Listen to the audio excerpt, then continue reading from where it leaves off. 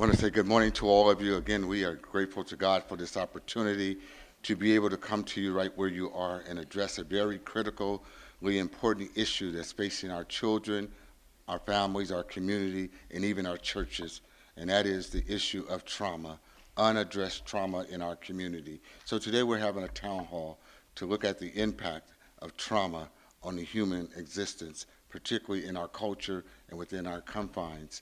And so today we want to ask that you give your undivided attention to these leading experts who will be coming to you today to talk about trauma and its impact. Because most people don't even realize that they're living in traumatic times and situations. Hearing gunshots late at night is traumatic. Reading the newspaper and looking at the news of all that's going on in our society is traumatic. Looking at our young children who we're burying way too soon, and looking at the families that have to deal with the reality of death and dying and trying to cope with the grief is traumatic. So today, let's have an opportunity to bring forth to you some great people who will be addressing trauma and its impact on our lives. At this time, Dr. Carter.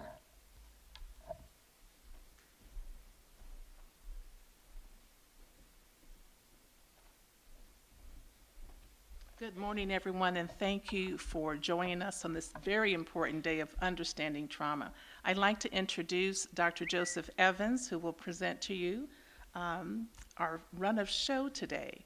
And I'd also like to acknowledge Oakland East Bay Alumni Chapter of Delta Sigma Theta that's in the house here. I am also a member of the Oakland East Bay Alumni Chapter of Delta Sigma Theta, and we welcome you in our collaborative efforts to help us all understand trauma and work towards healing our Oakland community. Thank you. Dr. Evans.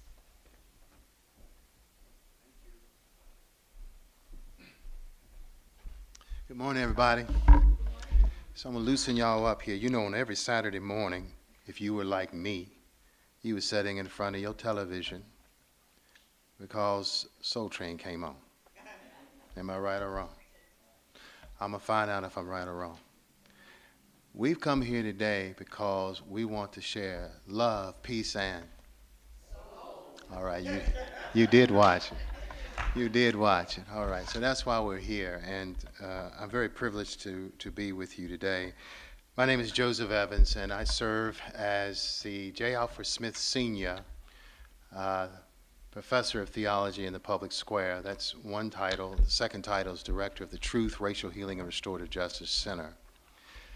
Both of those create an intersection for why I'm here today and our interest in what we are trying to accomplish. We're talking about trauma, and we're trying to talk about trauma in what we consider to be intelligent, thoughtful, caring ways. In addition to that, trauma is something that is obviously it's a multifaceted name, place, and thing. It's also an emotional state of being, and sometimes it's psychological, even spiritual. And it is prevalent in our communities where we're all being traumatized. And I think that if we put it in that context, it's not the most sexy thing that people come to talk about is dealing with trauma. Notwithstanding, if we do not talk about it and do not try to find ways to address a condition that many of us have and are experiencing. I took a little listing prior to standing, and I didn't hear anyone say that they do not know someone who is either being traumatized or we personally are being traumatized. It is a reality that we are facing, and we cannot do this work without you being here with the Delta. The Deltas here from the East Bay alumni. We're grateful for you being here because we know you know how to make it do what it do. You're not only very active in your own chapter, but you literally are a part of helping people not only here in the East Bay, but frankly across the country. We know what you do, and we're grateful that you've partnered with us. Just very quickly, I want to tell you how important this event is. Our president, Dr. James Brenneman, is here this morning, Berkeley School of Theology, and I know that he has every day someone is trying to get him to come and do something, but he's taken time to be with us here today. Dr. Brenneman, would you please stand so that everyone can see our president? And also today, Dean Fletcher, who is a part of our committee to help get these things done, is here. She came down from, and I'm sure she won't mind me telling you, today is also her birthday. And so we are grateful for her being here. Let me tell you very quickly just a response to what we do at Berkeley School of Theology as in the very small context of what we do at the Center for Truth, Racial Healing, and Restorative Justice. We are sort of the bridge between what we call the academy and the church to community, however you want to look at that. It's not enough for us to try to educate men and women for ministry, but we also have to be a part of the community that we serve. And this is a privilege for us to be a part of serving the community. So we just want to kind of make it like that right now. And we're going to follow sort of the program. By the way, we want to thank Pastor Mike Wallace, who's going to return to introduce Pastor McBride in his own way. But we want to thank you, sir, for opening the doors of this esteemed house. This is a historic church. You all know that. You know this church has been on the cutting edge of civil rights, human rights for a number of years. And under the leadership of Pastor Wallace, that in itself continues to be the thrust of the gospel. So with that being said, I would like for Pastor Wallace, the esteemed pastor here, if he would come and introduce Pastor Mike McBride.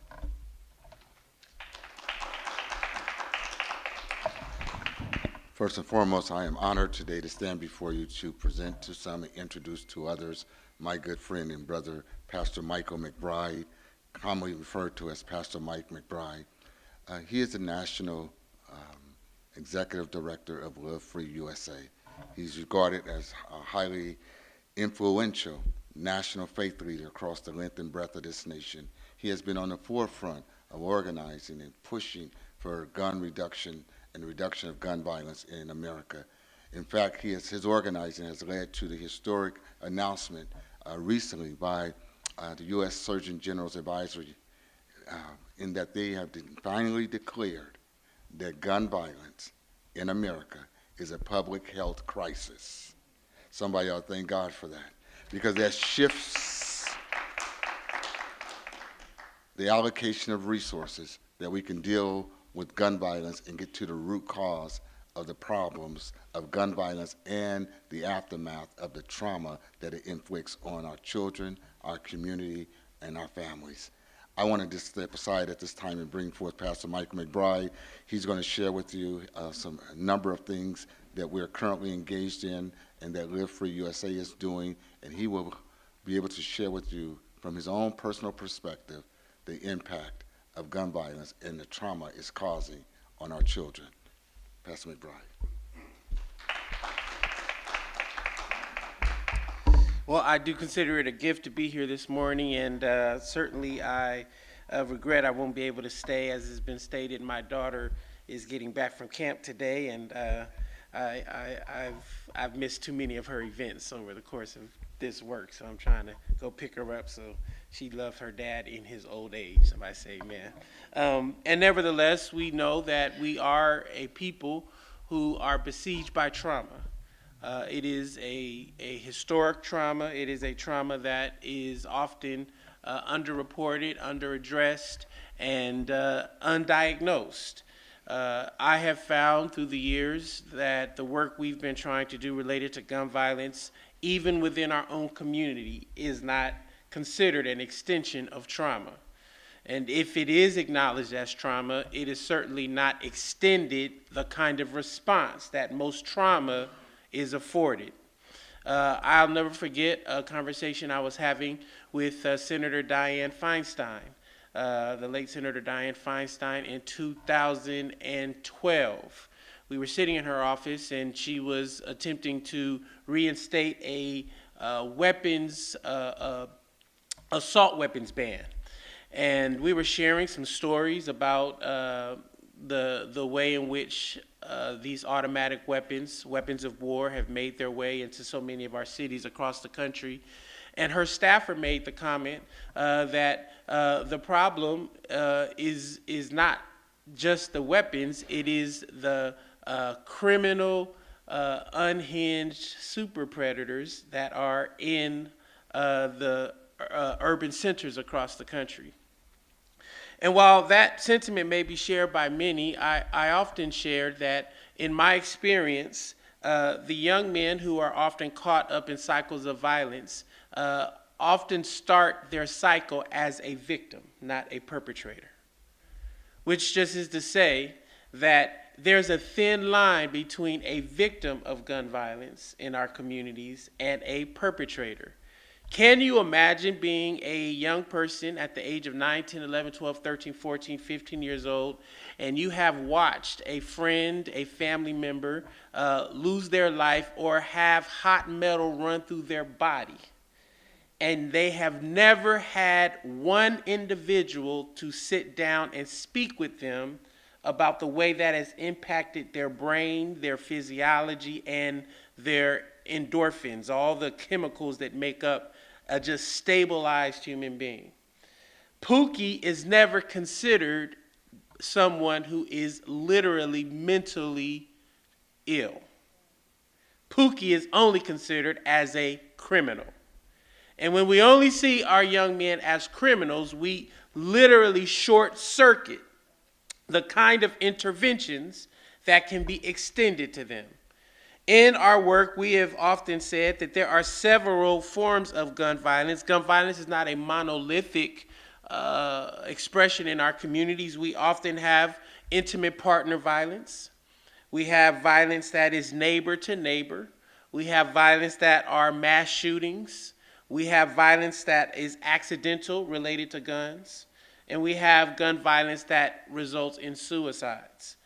All 5 of these expressions of gun violence has a presence of mental trauma that is rarely addressed in our communities. And so part of what our work has been through the years is how can we, number one, name the kind of gun violence that shows up in our communities in ways that allow us to create targeted solutions to the general problem of gun violence. There's a wonderful, wonderful framework we use from John Powell, and he talks about targeted universalism. I don't know if anyone's ever heard of this notion of targeted universalism. John Powell's at the Othering and Belonging Institute, and targeted universalism simply says that we may have a universal problem, but universal solutions do not create universal results.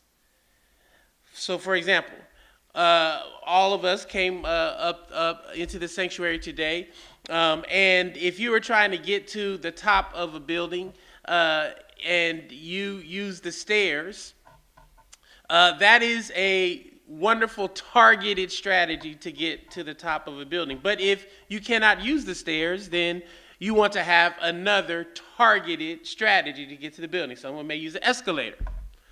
But if you cannot use the stairs or the escalator, then you need to probably have an elevator. If you don't have access to an elevator, stairs, or escalator, then you may have to be like Spider-Man and scale the building. Somebody say amen, right? Getting to the building is the universal goal.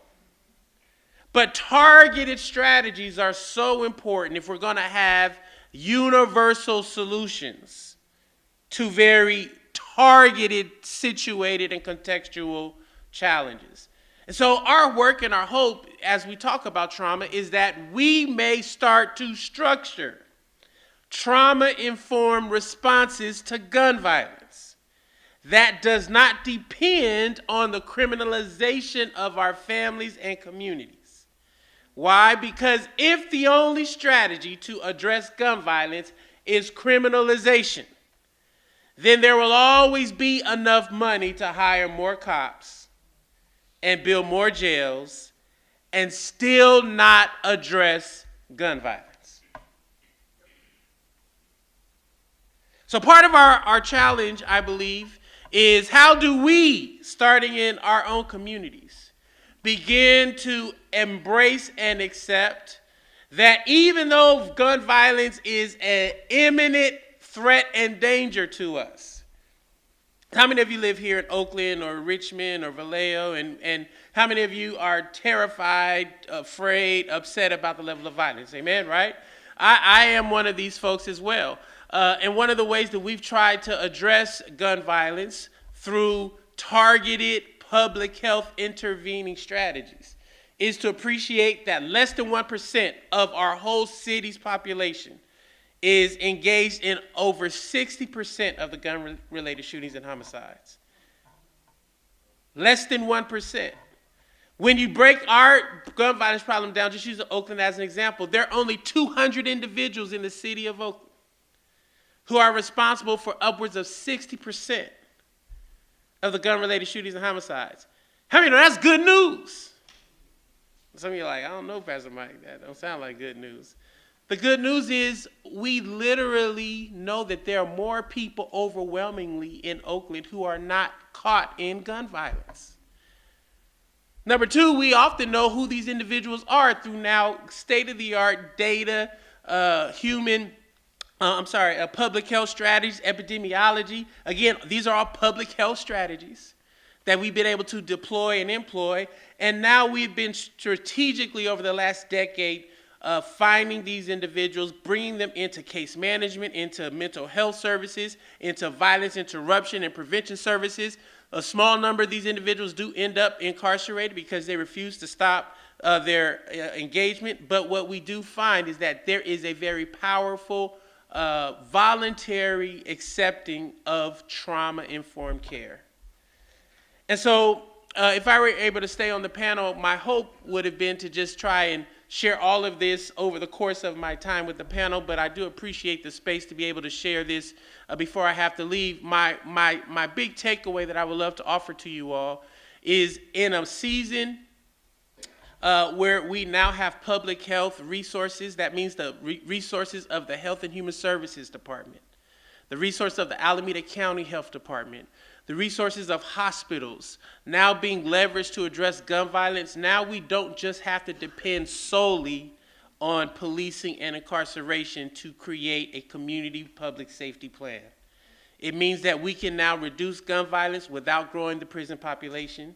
We can reduce gun violence without disproportionate policing. We can reduce gun violence in historic kinds of manner.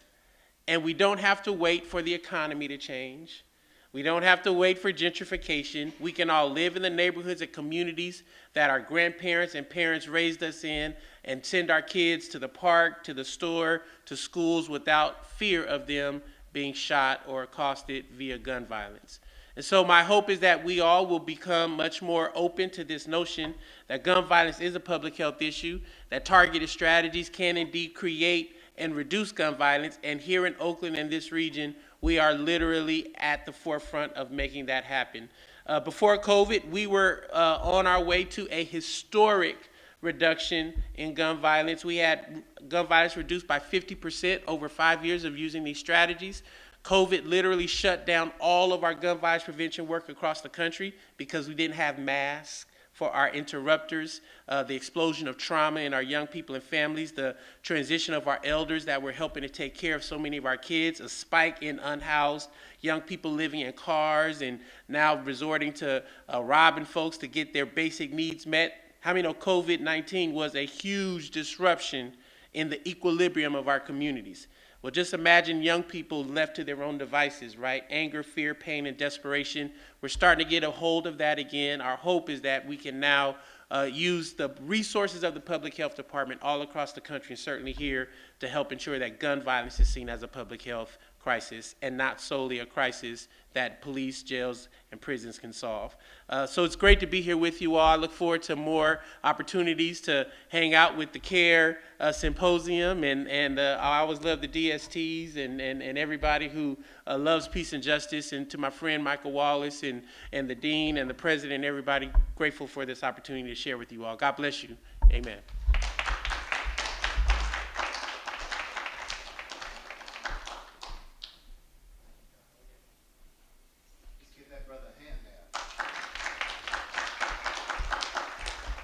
Thank you so much for being here. I know you have a busy schedule, and certainly get back to your daughter, my friend. Those relationships must last forever. Amen. Now we're going to go forward. There are QR codes, and we'd like for you to download that. There's a survey that we would like for you to fill out. It will help us prepare for our next opportunity as we come together. I want to also thank Dr. Carmen Ward Sullivan, who obviously got up and began this program, but we didn't take time to talk about her instrumental efforts to make sure that what we're doing here has been well organized, as well as a liaison to the DST, as Mike McBride talked about. She's just irreplaceable, and I would like for us to give her a hand, please. The person that's coming before us now really is obviously no stranger to anyone in the East Bay and by the community, whether you know him as a prominent member of the Allen Temple Church, and I don't know how he does this because he's the director of the music department there. And I have sat in services listening to the choirs there, beautiful music, and I've watched him not only be able to play piano, organ, and all that, and watching him do that. That's a gift, right? But he also is a dean of the JFK School of Psychology and Social Services at the National University. He holds a PhD in clinical neurology. He's a neurologist. See, I can't even say it. All I know is he's really, really, really smart. And he's really, really humble about being really, really, really smart. But I am grateful that he has privileged us with his presence here today to help us to set the moment.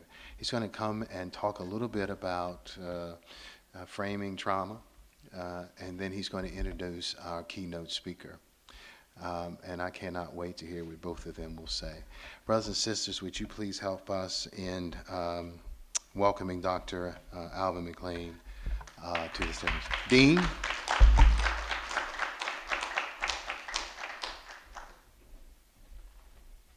I wish I could be that person that he talked about. Actually, my training is in neuropsychology.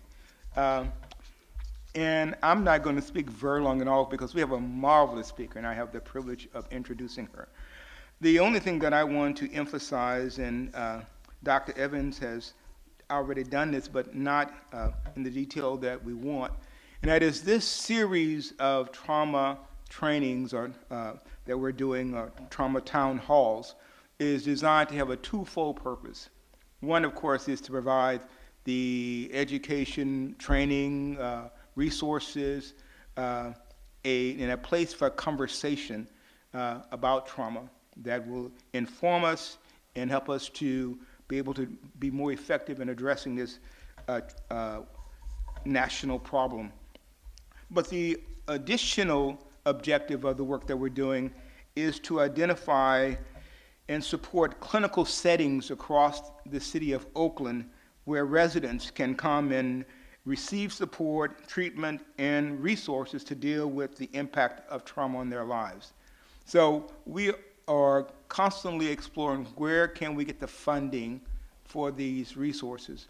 And that is something we engage all of you to think about and make recommendations to us if you know of additional resources or agencies or grants that we can apply for, that we can begin to put in place centers across the city that will be able to address this significant issue. Now I have the distinct pleasure of introducing our plenary speaker, and her name is Carmel Ellison. Carmel is a licensed psychotherapist and certified integral and enneagram coach who specializes in integrative trauma recovery work with more than 12 years of clinical leadership and consultation experiences in a myriad of different settings in Northern California. Carmel emphasizes that transformation is nurtured through unburdening the body and getting more connected to our soulful essence. What a perfect statement. Additionally, Carmel supports clients and communities in healing from harsh inner critics, perfectionistic tendencies that disrupt their quality of relationships, and overcoming their imposter syndrome so that they can live more honest, daring, and wholesome lives. It is a distinct pleasure to introduce Carmel Ellison.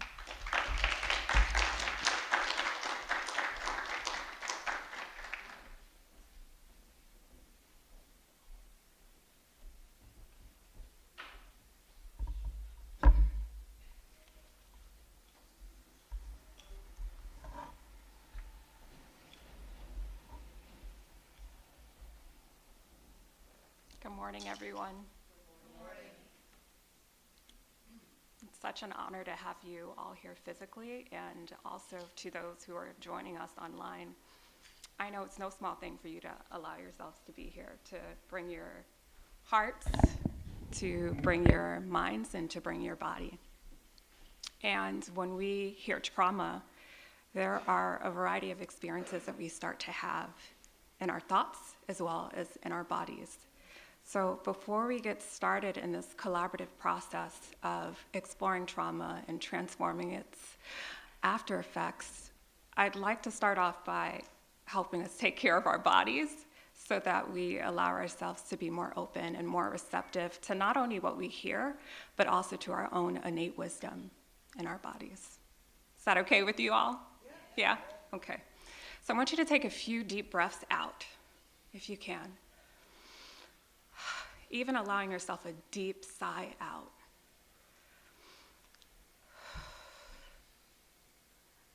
And what we're doing is that we're releasing the residue of what has been held within prior to our arrival, and even at the awareness that we would be exploring trauma and its effects, not only in us, but also our community and the people that we know. So keep breathing out. You're breathing out from your chest, and you're also breathing out from your bellies.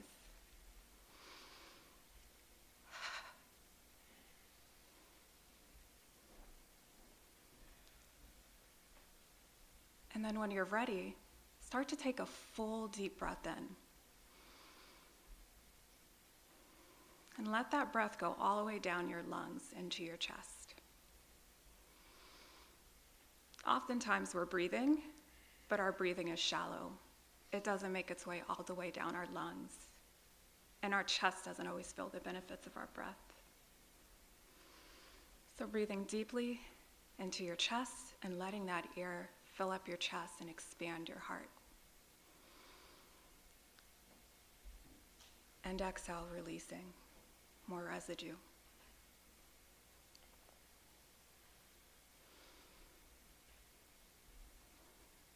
And then start to see if you can find a restful position in your body right now. That even as you're here and you're open to receiving information, that you're also allowing your body to find its own natural rhythm, its own natural guide and ground. And one of the ways that we can do that is by opening up our shoulders and rolling them back. Even opening up our jaw spaces too. There's so much that's held there.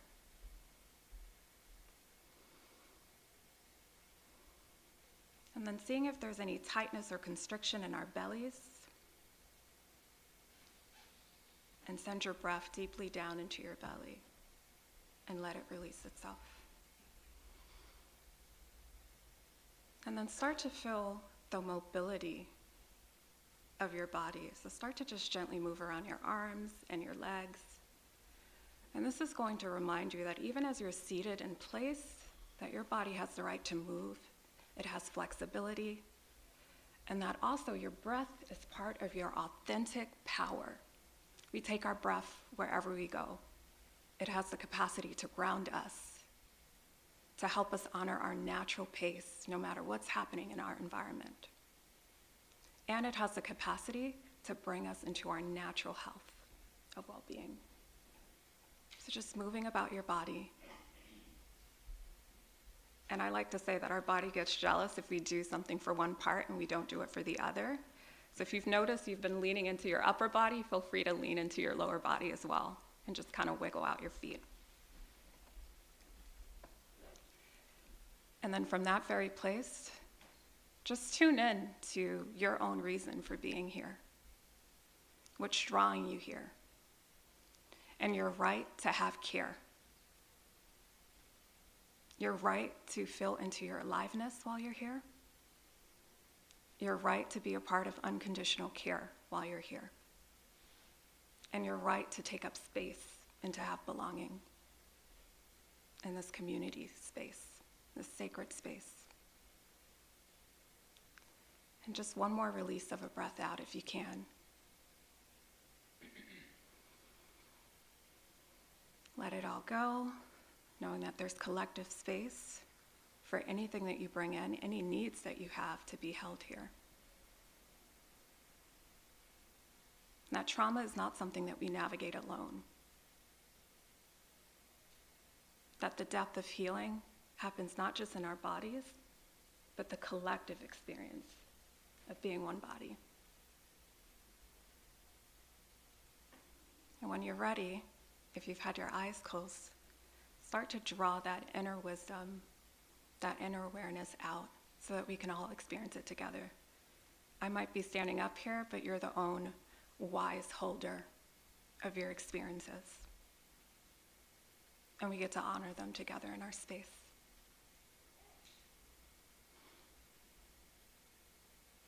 So we've had some speakers already lay a groundwork of the importance of us understanding trauma and also understanding its effects that can be very devastating. But what I'm hoping is through our experience together in this talk, that you will be reminded that trauma isn't a life sentence. It can have impacts on our life's development, but it's not a life sentence.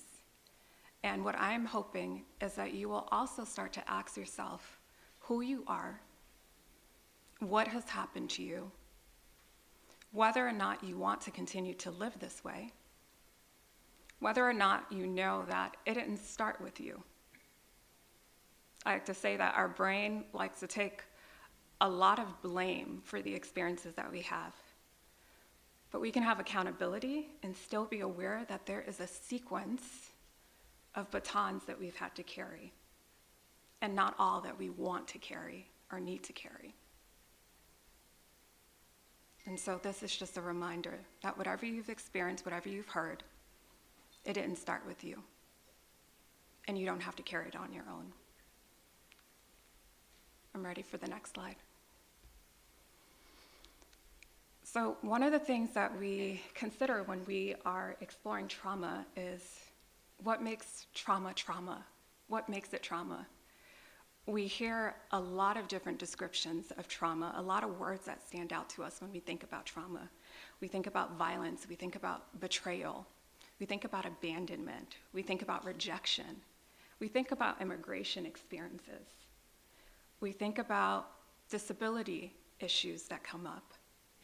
There are so many different things that encompasses our idea of trauma, even the idea of overwhelm and insufficient resources. But one of the definitions that has always stood out to me encompasses the word distress.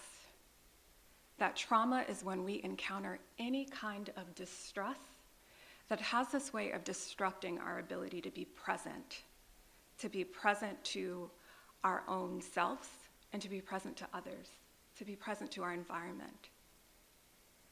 and our own bodies. And when I think about that, the word distress, it can often throw us all off in a way. How can someone be distressed when they seem like they're functioning so well or they're high achieving? And if we think about it, if you live in a black body or even a brown body, there is more of an emphasis of self-sacrificial endurance. And when we're clothed in self-sacrificial endurance, we don't really make contact with our distress, and we don't really think about our distress. And so I want you to start to think about distress as not having to be non-functioning, but autopiloting. It's when you are driving somewhere and you don't know where you're going or how you got there.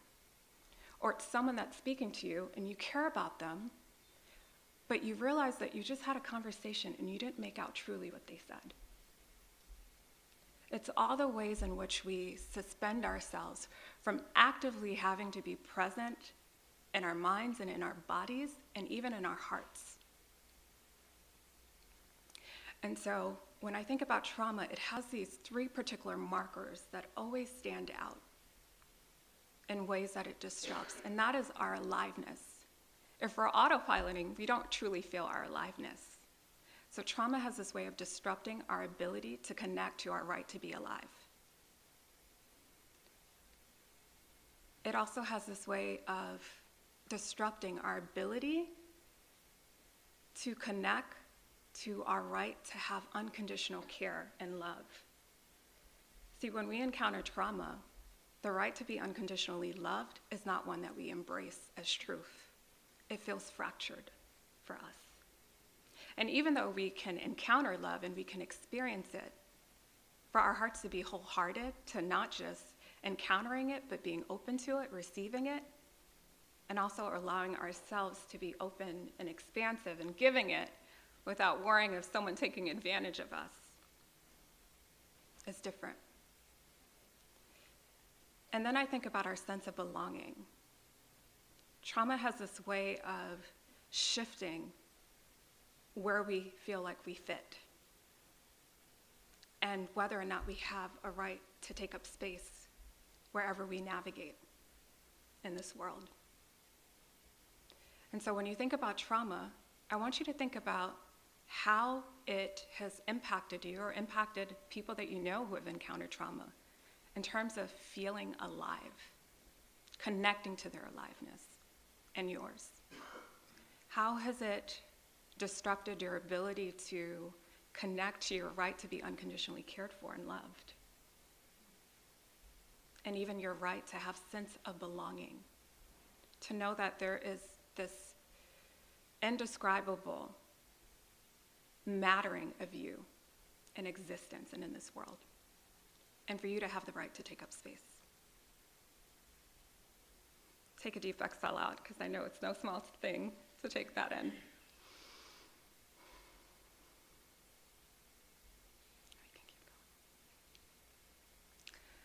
So I want to tell you a little bit about what our brain has to say about trauma. And we could talk about the brain all day. It's miraculous in the way that it lights up for different experiences. But for the purpose of time, I'll share a little short story with you about 2 parts of the brain that have a really complex relationship. And hopefully this will kind of give you a sense of not only some of your experiences, but also some of the experiences of others. So when I think about the brain and what it has to say about trauma, I think about 2 particular parts of our brain. One we can call our inner healer, our frontal lobe. And then the other we can call our survival trauma brain, also known as the amygdala. And these 2 have a complex relationship. And the reason why these 2 have a complex relationship is because the inner healer, it is always scoping out different parts of our brain to see what activities are actually happening there.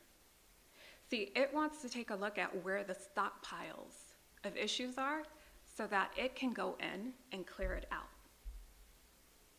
But it needs our help.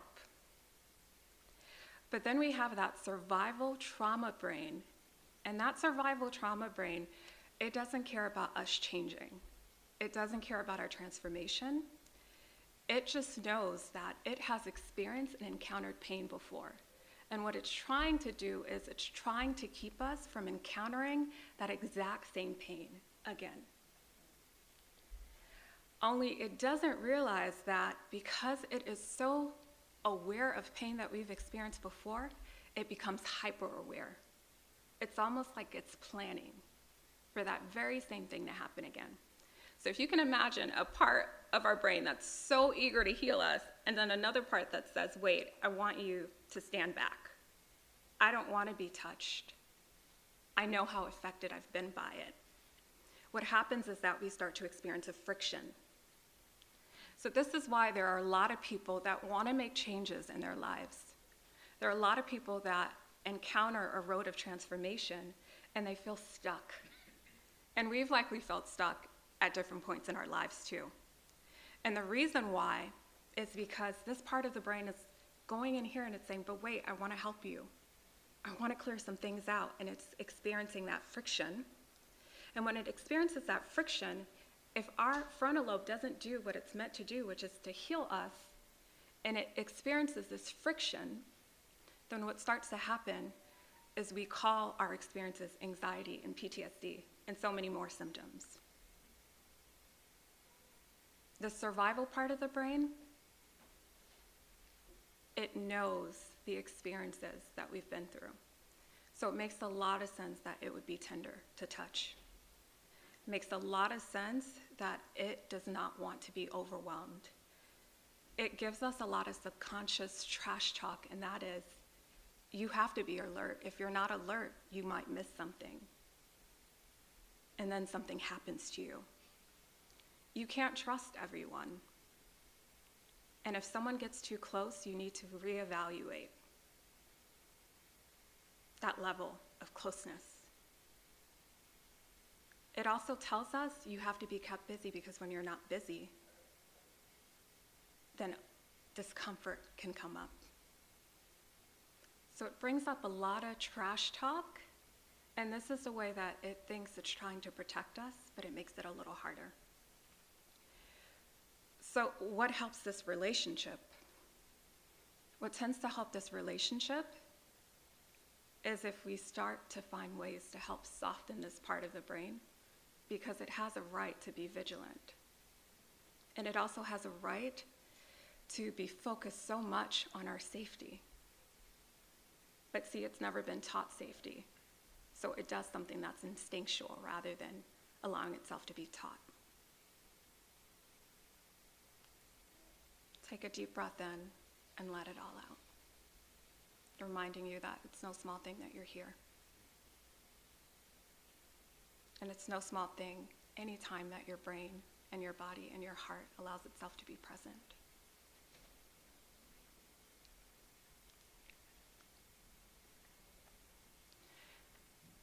So what does the heart have to say about trauma? There are so many different effects of trauma on our hearts. You know, there's even a study by the National Institute of Health that says 50% of cardiovascular diseases that show up in us human beings are related to those who have had adverse childhood experiences, otherwise known as trauma. And that even in that percentage, there's a significant amount of people that continue to experience chronic stress. And while there are many different impacts on the heart, like inflammation, heart variability, heart disease, you name it, I was particularly struck by broken heart syndrome. A lot of cases of heart disease and even heart attacks have shown that people have underlying experiences of broken heart syndrome and they don't know it. When I think about broken heart syndrome, I think about grief that has nowhere to go, and it constricts our hearts. And so it's important for us to ask ourselves, am I grieving? If so, what might I be grieving? How long have I been grieving? Where does that grief go? Because chances are it's nestled in the heart. and not just the body. And the more the heart constricts on itself, the more we feel like we have nowhere to go. Take another deep breath out, and you'll probably notice I'll have you breathing throughout this, because again, it's no small thing for us to be here and to be engaging the way that we are.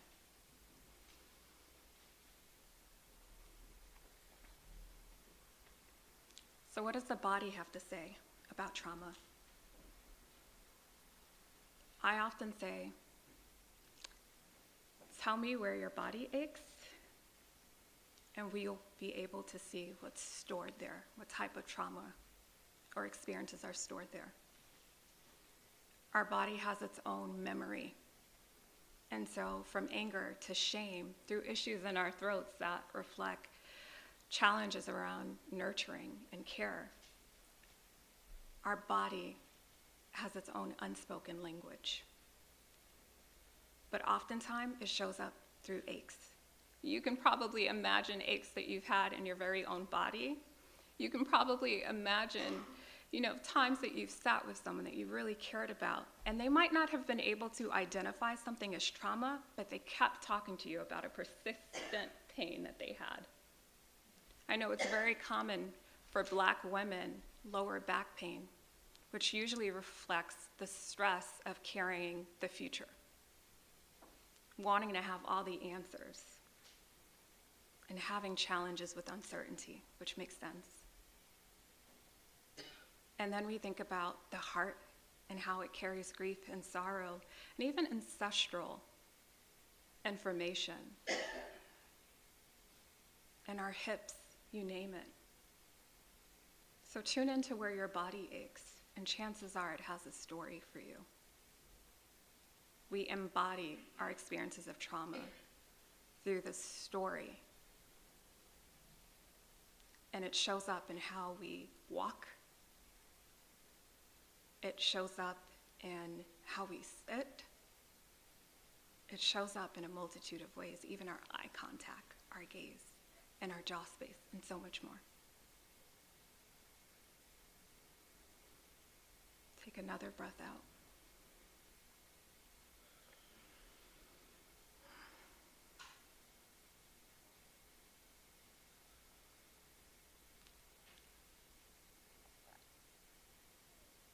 What does our soul have to say about trauma? We're here in this very sacred space. And I think about how our soul, it has this way of experiencing the imprint of all of our everyday life human experiences, as well as the very supernatural experiences that we have with God, the divine. And so we would be remiss to not think about the imprints of trauma on the soul. And when I think about trauma on a soul, I think about a mirror who has so many different handprints that it can't see its original design. And so when it can't see its original design, then it creates these narratives. In order to be safe, I have to be right. In order to be safe, I have to have people love and depend on me. In order to be safe, I have to appear really successful. In order to be safe, I have to be unique, or I have to be super knowledgeable, or I have to see that next event that's coming, or I have to make things really fun, or I have to be really strong and powerful, or I have to be really quiet and not say anything. But that takes away from our original design. See, the thing about trauma and the soul is not only that it gives us this fractured sense of self, but it takes us away from our innocence. And without our innocence, we don't get to see our wholeness. And so we lose sight of our wholeness because we don't get to interact more deeply with our innocence. So tune into your own soul, that deepest part of you that has always been with you. And just imagine the handprints. And even though trauma has happened and there have been handprints, and not handprints that were drawing you to forget in this space, but I want you to know that the beauty of being in a collective space is that we get to help each other clear out the narratives through which we've seen these handprints, so that we can start to get in contact with our essence and see our original design.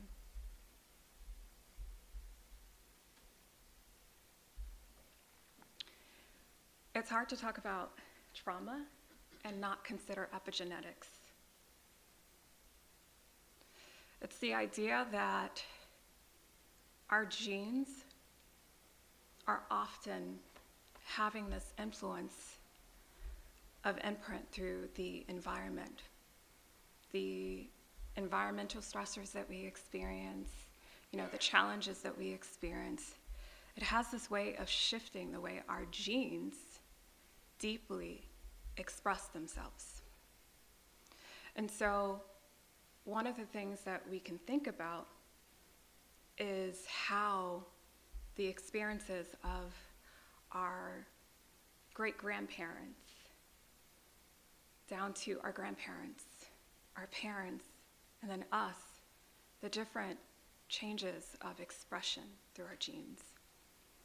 And even though epigenetics doesn't mean that our DNA sequence changes, it means that there are experiences that impact our genes, like things that wouldn't necessarily be expressed if we were in a safe environment where we felt loved, protected, nourished.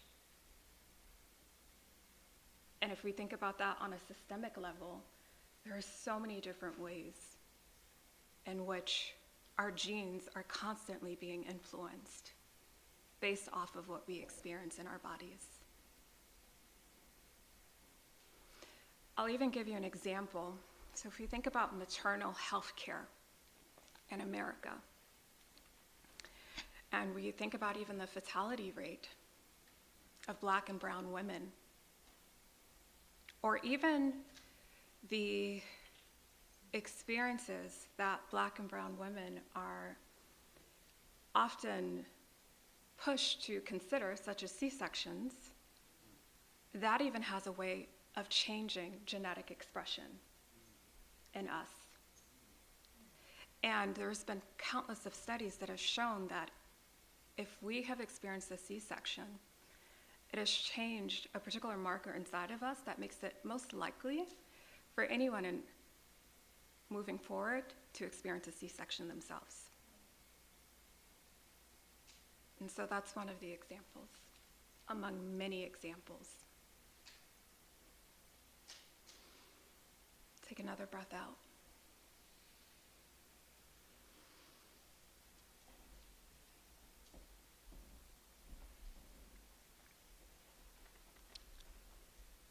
So we think about intergenerational trauma because it's hard to consider epigenetics and not think about intergenerational trauma. There's an echo of it in there.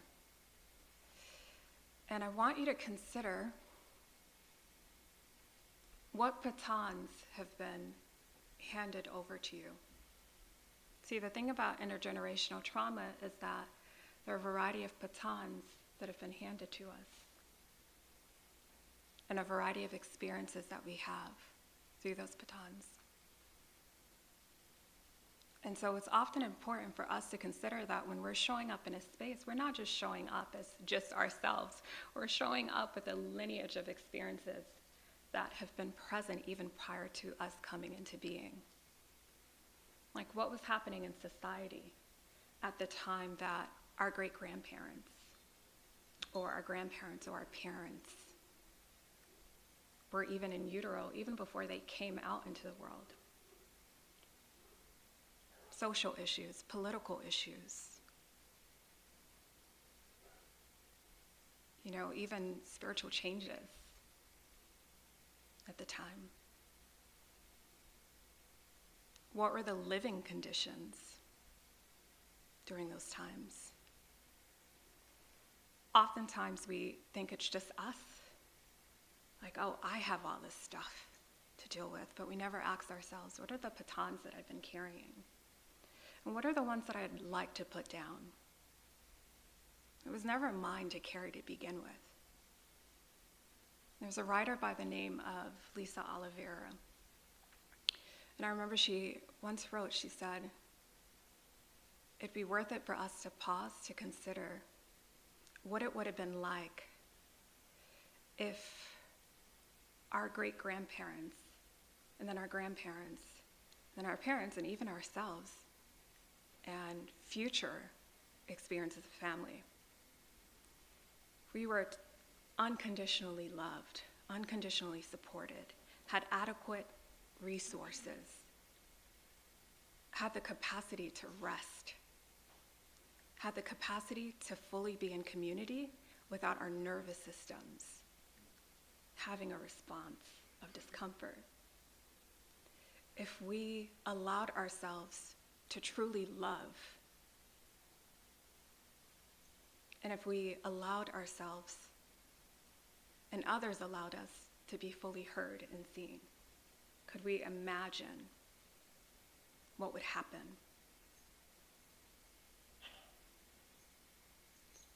So I want you to consider, what batons have you been carrying?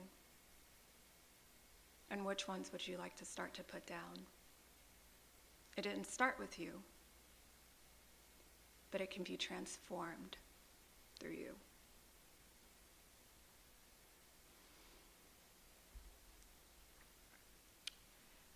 And when we talk about intergenerational trauma, there's also historical trauma, and it has its own epigenetic echoes.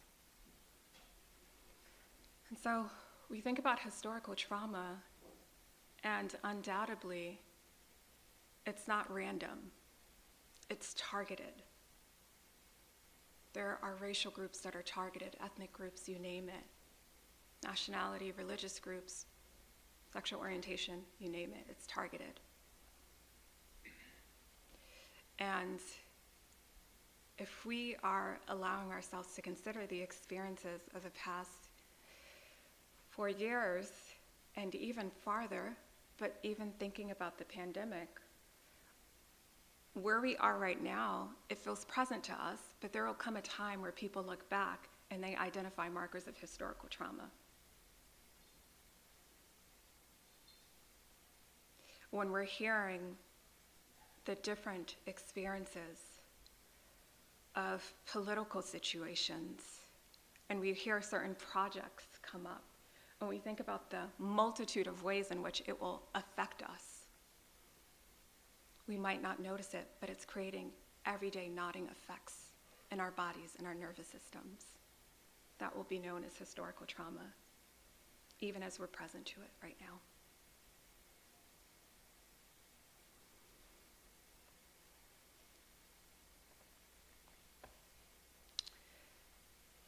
And then we have racial trauma, which many of us know very well, and yet we don't always give ourselves permission to be present to the feelings that it invokes. You know, with trauma, we have to ask ourselves, is it still happening? And how is our body being burdened by it, especially racial trauma? Because on a larger system, it's not often acknowledged, and there are so many ways in which we continue to be targeted. When we hear Project 2025, I don't know about you, but my body starts to tighten.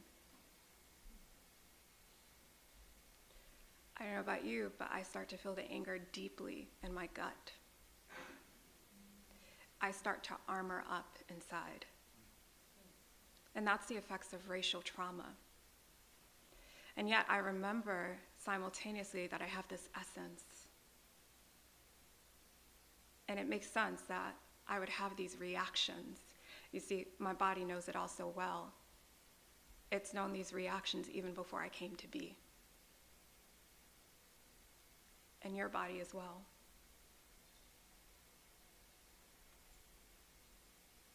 And yet we have the right to unburden ourselves.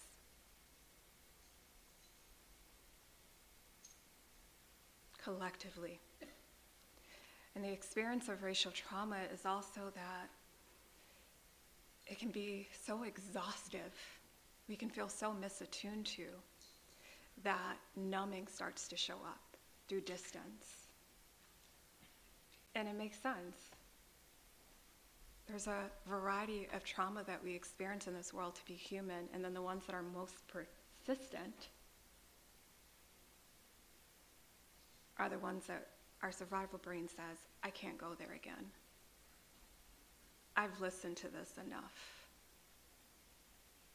And I want you to know that this experience is not just about listening to it, it's about you remembering that you have the right to unburden your body, and that you were never meant to do it all on your own. And that it's not just us clinical kind of experience, it's a larger structured experience, and that everyone has their own role and part. And that you're not meant to figure it out all on your own.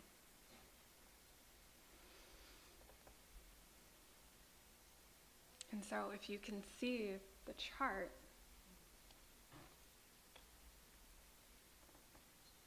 there are a lot of experiences held not just environmentally, systemically, but held physically in our bodies. And they all contribute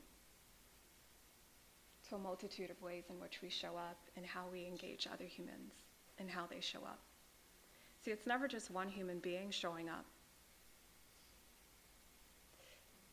And when we start to notice that, there can be a great deal of compassion,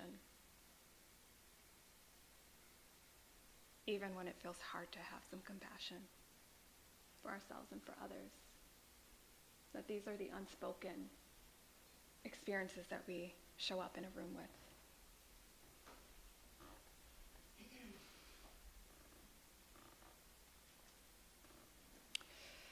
And then we talk about trauma and gun violence. And when I think about trauma and gun violence, I specifically think about the exhaustive pain of it all and how much it disrupts our sense of safety. Not just in what we can hear, but also vicariously, like what our bodies energetically know is going on in the environment, even before we hear it on the news. See, if we're part of a collective body, it means that when one person is impacted, even if we don't have the language and we don't have the awareness, something is known in our bodies. There's been countless of research that has said that in a forest, when there are trees, if anything happens to one tree, it starts to die or it's cut off. The other trees can start weeping. And so if we can feel that intelligence in trees, how much more do we feel in our human bodies?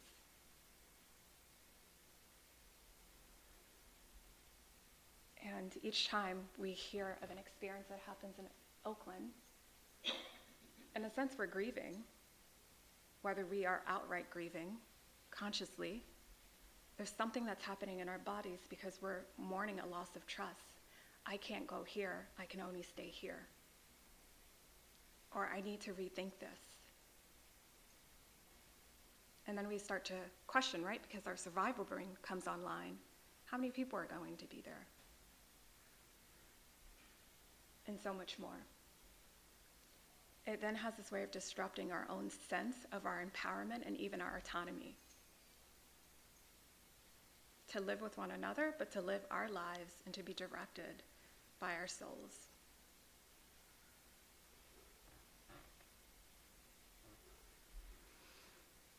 So where do we go from here? How do we transform the legacy of trauma in our bodies? I think one of the things that I've been so fortunate as I've been sitting here to hear is that we're aware that we have to pay attention to local, state, and even presidential politicians, and we need to vote. And it's not always easy for our bodies to show up and to vote. I know what we're walking in with. And we also know that survival brain, right? The subconscious trash talk. but that's part of our collective healing. And then we need to be aware that trauma recovery is not a sprint. I get it. We've been carrying this for centuries on end, even before we came to be. So sometimes when we get started, when we say to ourselves, I want to make a change, we are so impatient with how that change looks like and when it happens. But I want you to start to consider it as this conscious marathon each day of practice. So we're teaching that survival part of the brain new ways to experience safety, and it's going to take some time to get used to. It might even be a brave walkathon instead of a marathon. But I want you to consider the batons that you're carrying, and does it make sense for me to expect this to be resolved quickly when I've been carrying it for however long? And then be open to letting your feet adjust to a different road or different landscape. See, when I think about the survival part of the brain, it's like a dirt road. And we're really good at navigating a dirt road. I mean, we know what to expect. We know how our feet will adjust. We have this balance. But then life opens up a different road for us, and it's grass. And believe it or not, grass can be really luscious, but to that survival brain, it feels really prickly. So we need time to allow our feet to adjust to that new landscape. Take another breath out.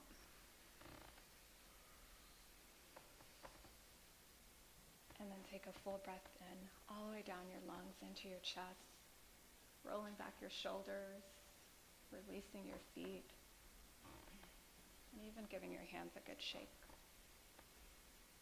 And you might even tap your body too if you want. Just kind of noticing that it's there, and we're thinking it. Our body loves a bit of care and reminder that it's working on our behalf.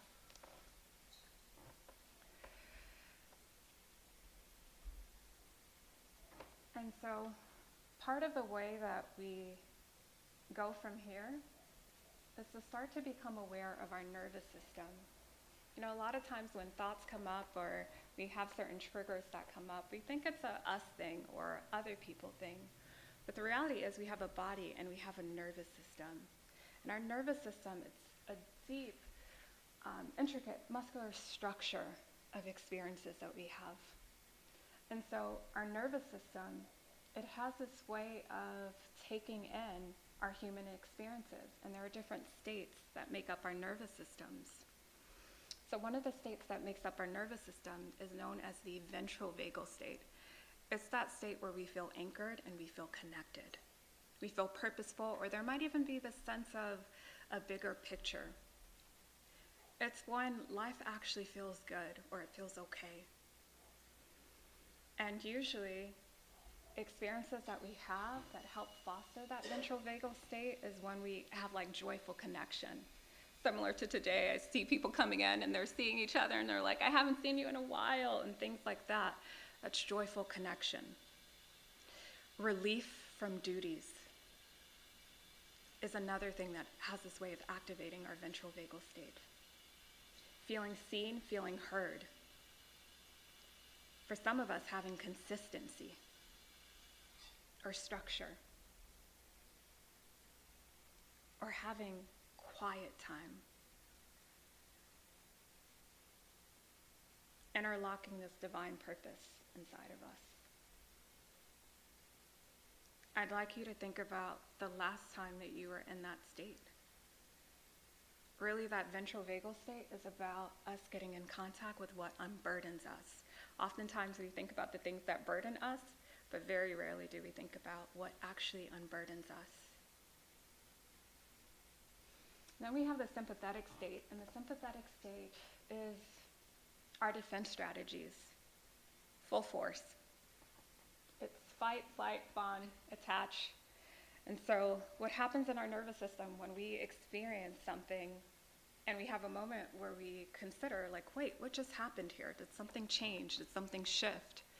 You know, our sympathetic state then starts to internalize, can I actually take this on? And that's that fight response. Can I take this on? Do I have a chance to take this on, to dart forward? Or sometimes it'll wonder, do I need to get away? And that's taking flight. And then there are times where it'll say, what do I need to do in order to make this go down a little bit, in order to smooth this out? And that's where fawning, people-pleasing can come up, where we're trying to kind of smooth things out, even though we're experiencing some distress in our bodies. And then we have attach, which is, if I stay really close, will this thing forget about me? Will this event pass on? Will it resolve itself? Will this person not attack me or anything? And in the sympathetic state, we can tell when it comes on because in a way we know that something is different. And we can also start to notice the things that show up in that state where we start to doubt our capacity to be with people. And then sometimes the negative talk, like the inner critic, will come up and say, like, you can't possibly do this. You don't have what it takes. Or, can you believe what just happened? And it starts to make us feel more isolated. Then we have the dorsal vagal state, and it's known as freeze. If you've ever seen a turtle, and we hear about turtles going back into their own shell. So when we get into that state, we freeze.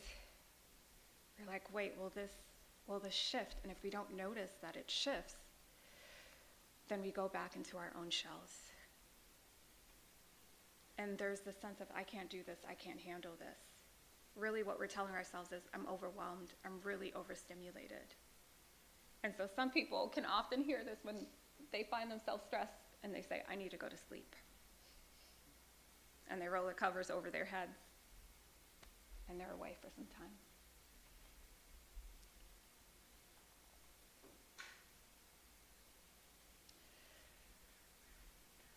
And then we think about rest. Rest is a really big part of our transformative healing.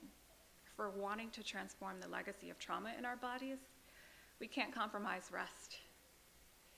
I always say that our ability to make peace with ourselves depends on the quality of rest that we get. And when I think about rest, I don't just mean physical rest. Sure, we need physical rest.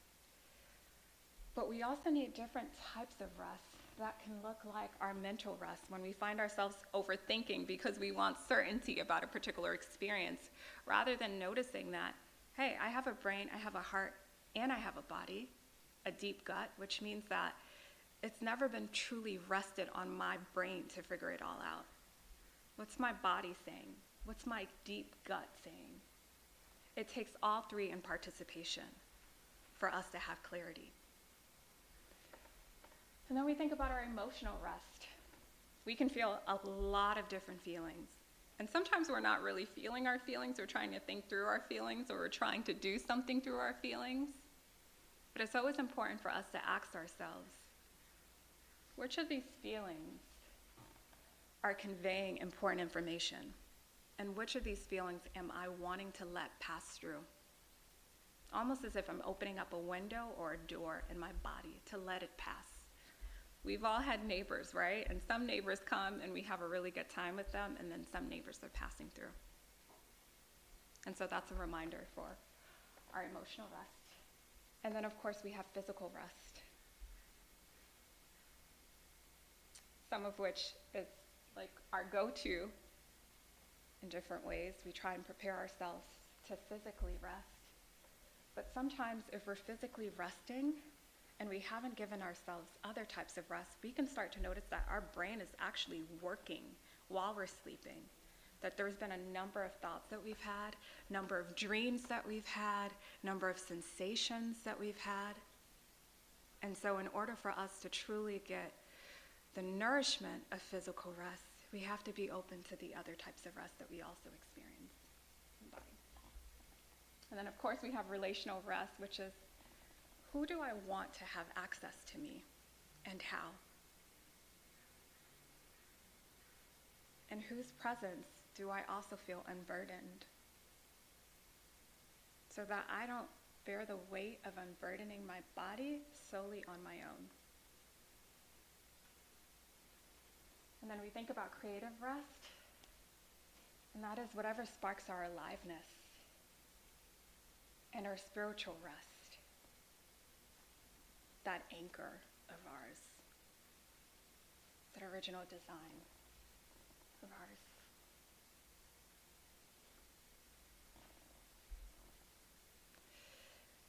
I've been having you breathe throughout this process, and so I want you to remember that the benefits of breath work is that it helps to regulate our nervous systems.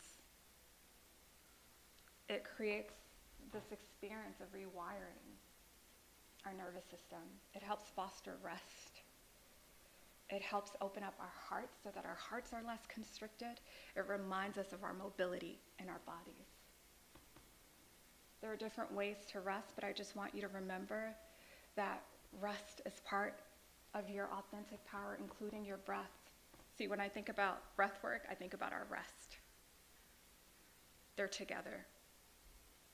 And when we engage our breath work, we allow ourselves to be conscious of the fact that we're breathing, but we let it go all the way down our lungs into our whole bodies. We foster rest. We get to explore what we need without any judgment. And possibilities feel more spacious.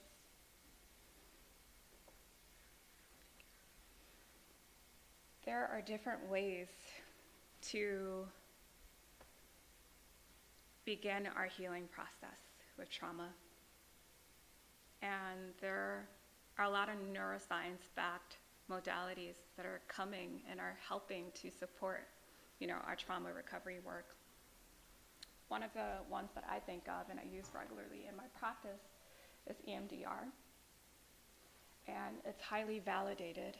And I particularly love it when I think about bodies of color, and I think about any body, is because a lot of times our experiences of trauma, they're not foreign to us. We've probably shared it with different people before, and sometimes we can become exhausted by the amount of times that we've shared it.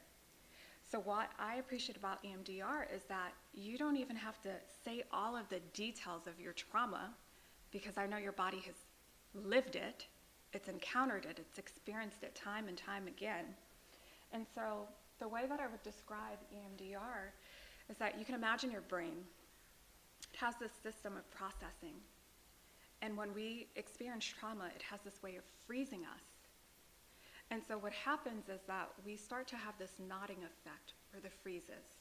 And so any new experience that tries to come in, it's filtered through what got frozen and was never resolved. So we start to see things through that lens. But the way that EMDR works is that it knows exactly how to get into your memory network without you having to say it all in the therapy space. Sure, there are some things that you name, but you don't have to say it all, and know that you'll still be supported, because the truth is, our brain and our bodies always wants to heal us. It just wants us to get out of the way. And sometimes trying to formulate the thoughts can get in the way because we're wondering, is this true? Did this really happen?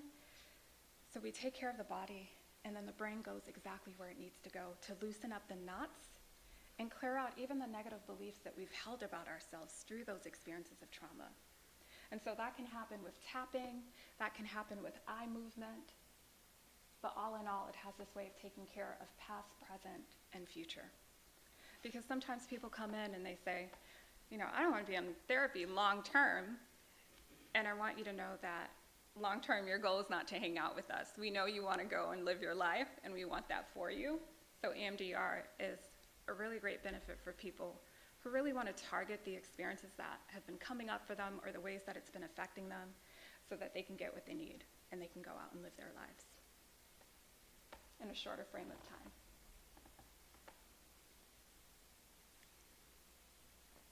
And then there's brain spotting. And brain spotting has a little similarity with EMDR in terms of our eye movement. It's this idea that where we look tends to inform how we feel. So when we're looking up or we're looking down or side, chances are there's an experience of trauma somewhere in our brains, our memory network. And we use our eye gaze in order to be able to get to that part of the brain. It has this way of bypassing our thoughts and what we make of a situation, and it really gets to where we need to go very deeply. It's almost like our brain can be really stingy, and it doesn't always like to share information, the right and the left side. And so brain spotting is a way to help actually both parts of the brain come together to share information so that we can alleviate the distress that we tend to experience when we're holding on to only one side of the information, but we don't really have the full experience. And it helps rewire, it helps us heal, it helps us embrace new possibilities.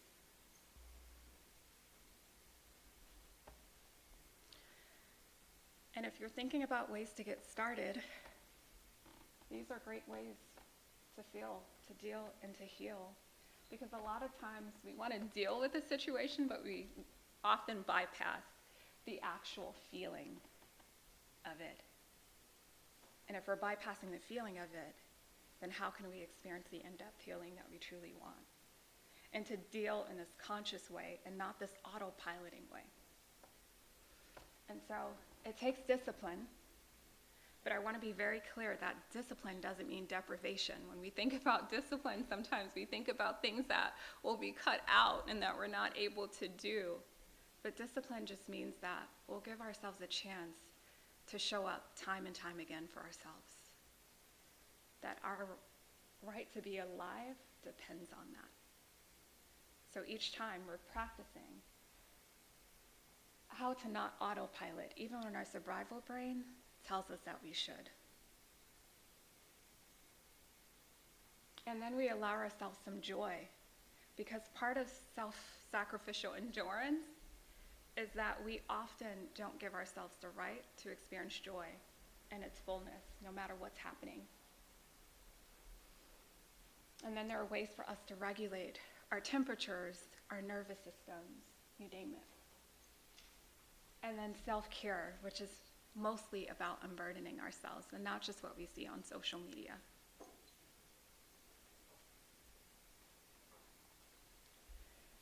And lastly, these are some wonderful resources of therapy scholarships and financially feasible therapy options to have, like the Loveland Foundation, like 100 Black Men, and also some recommended resources for taking care of ourselves and taking care of community.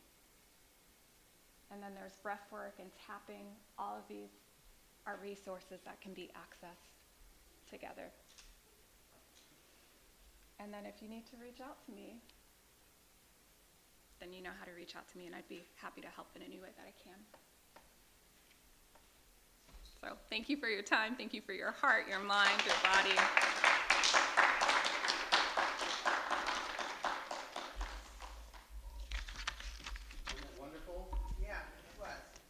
Let's give her another round of applause. You have such an easy way of communicating as well. You make me want to not only understand what you're talking about, but also trust what you're telling me. And very much appreciative of what you've done for us today. I couldn't think, what could I give you to demonstrate on behalf of the Berkeley School of Theology something that you may appreciate. I don't know if you drink coffee or not, but it smells good, doesn't it? It does. And so we would like for you to have this. I went over to Pete's. I'm not going to Starbucks now because I understand that the person, the former CEO of Starbucks, is supporting Project 2025. So I'm not going to Starbucks. So you can do your own homework on that, but I just thought that that would be important. But plus, Pete's has kind of got a nice vibe anyway. Yeah. You know what I'm saying? So on behalf of Dr. Carmen and Dr. Alvin and I and others who work with us, we wanted you to take this, and when you're deeply breathing in and out and recalibrating, you can also smell this, and hopefully it tastes good as well. Thank you for that. Thank you. Thank you so much, everyone.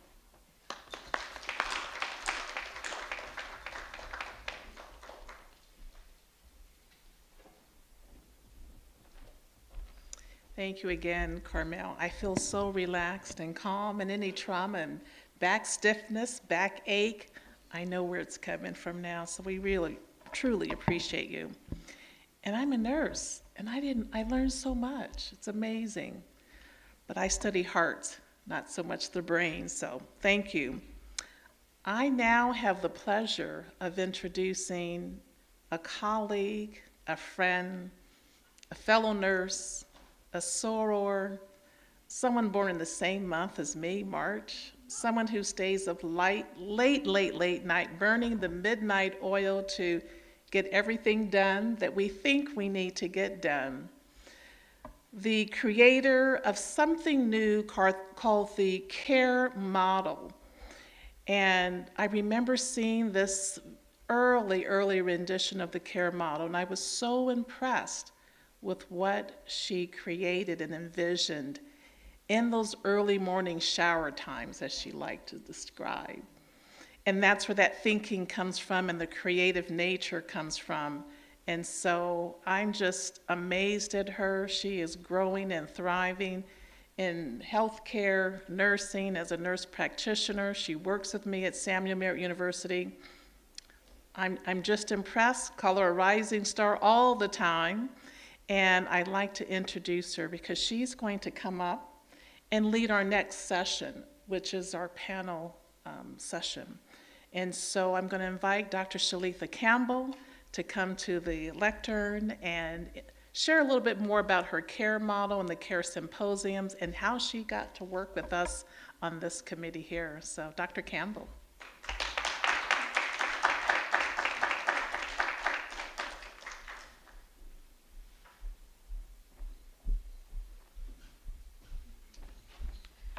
Dr. Ward Sullivan, thank you. You guys can't see me, huh? I am always challenged by my height, but not challenged by the moment. This is an amazing day. Carmel, I just want to say thank you for that phenomenal introduction to us about trauma and gun violence, because that is why we are here. I have the distinct pleasure, thank you, Carmen, for allowing me to share with you all today one of the things that I have been working on in my research to kind of build and grow this conversation around health equity. As Carmen has already said, I am a nurse. I'm a nurse practitioner by training, and one of the things that we do that is so unique to our profession and what we lead with is care of the individual. Nurses don't just manifest and practice to serve the disease process, but we care for every piece of a being. And so that's how the CARE model was thought of and designed, if you will. And I'll just share with you just a brief conversation about what the CARE model is. And then I am going to go in to have our panelists come up and talk. And so I'm excited about that.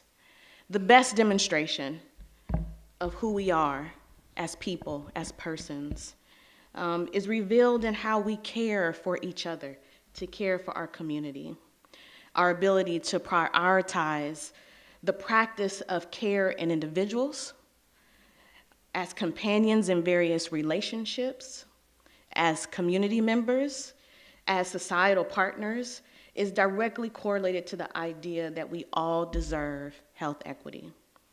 And so whether we encounter people that we know or with strangers, some of you are familiar with people sitting next to you, some of you don't necessarily know whom is in this room, whether it be community-based organizations and key stakeholders, it's important that we build synergy around this specific topic. And the CARE Symposium, my business is designed to develop and to facilitate that care mentality. It is our intention that when you leave here, you will be transformed. Carmela has already done the work for us. I know that she has offered some amazing information. If nothing else, we have learned the technique of breathing through the very things that cause us trauma. She's giving us some practical ways on how to manage that. And so we're going to transition to our panel. We have an amazing panel. Carmel is going to be on the panel, so if you can just go ahead and take a seat. And then I am going to introduce, where did it go?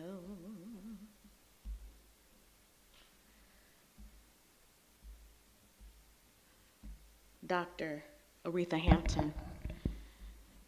Dr. Aretha Hampton is a native of Oakland, California. She is a licensed clinical social worker with over 20 years working in mental health field. She works with individuals.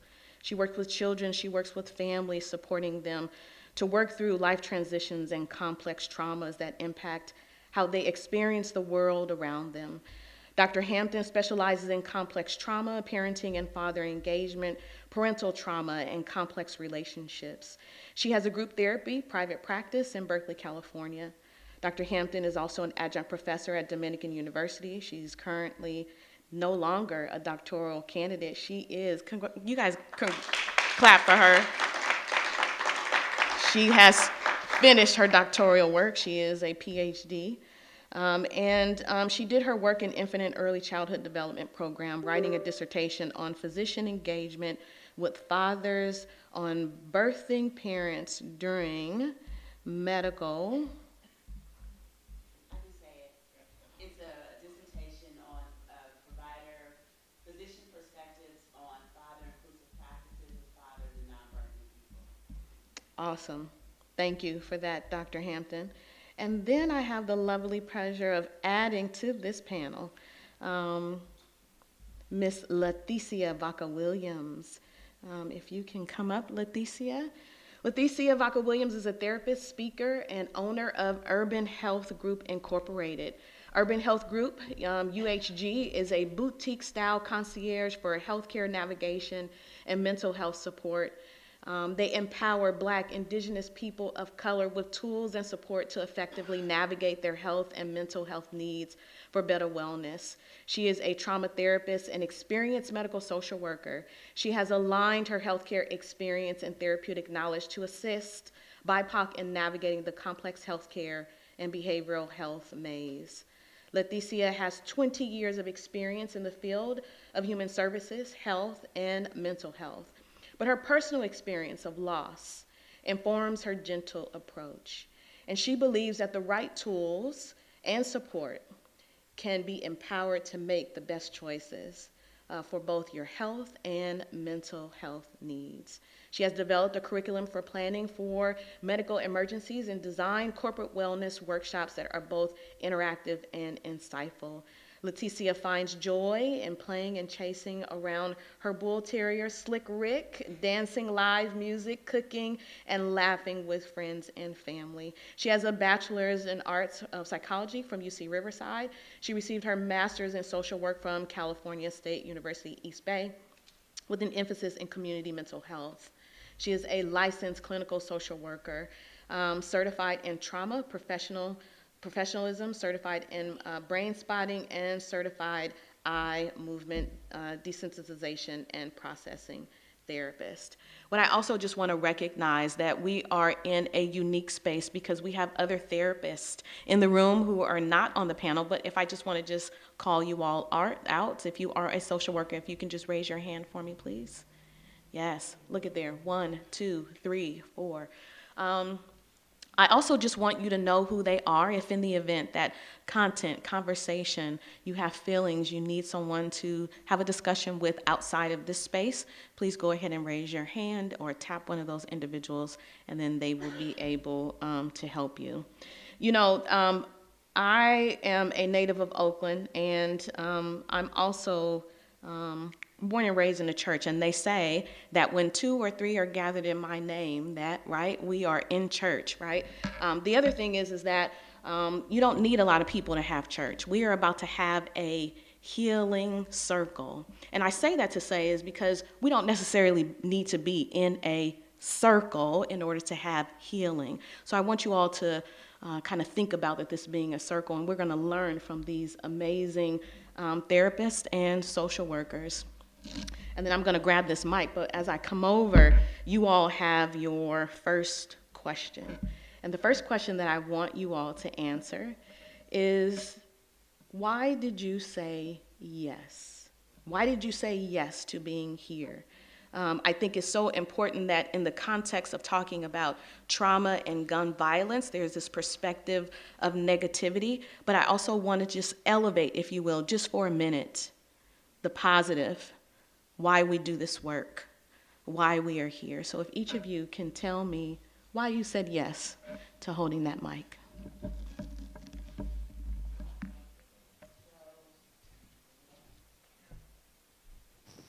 How about now? Yes, it is.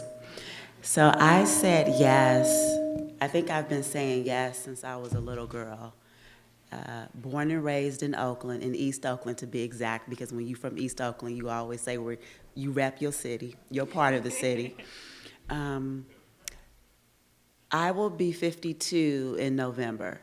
So I remember what Oakland was like before the drug epidemic. And I was an adolescent going through the drug epidemic. And I have lost friends, not just physically. And if I tear up, don't tell anybody. I know it's being televised, but I'm, a little bit of a G. I've lost friends, not just through death, but through mental illness, friends and family.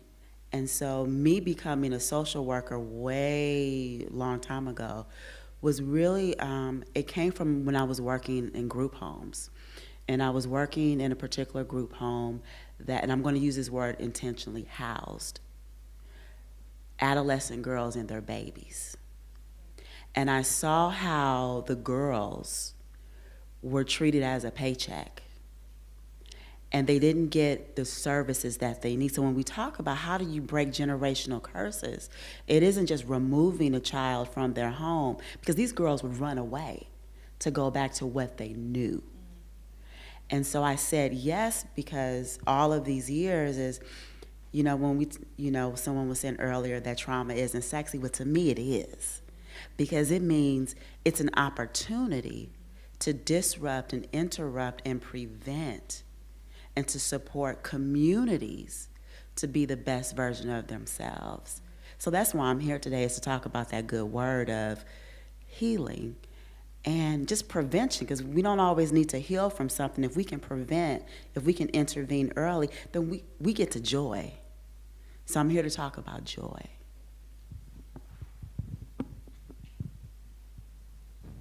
Yes, why did I say yes? I'm always saying yes to these things. Part of it is it's important.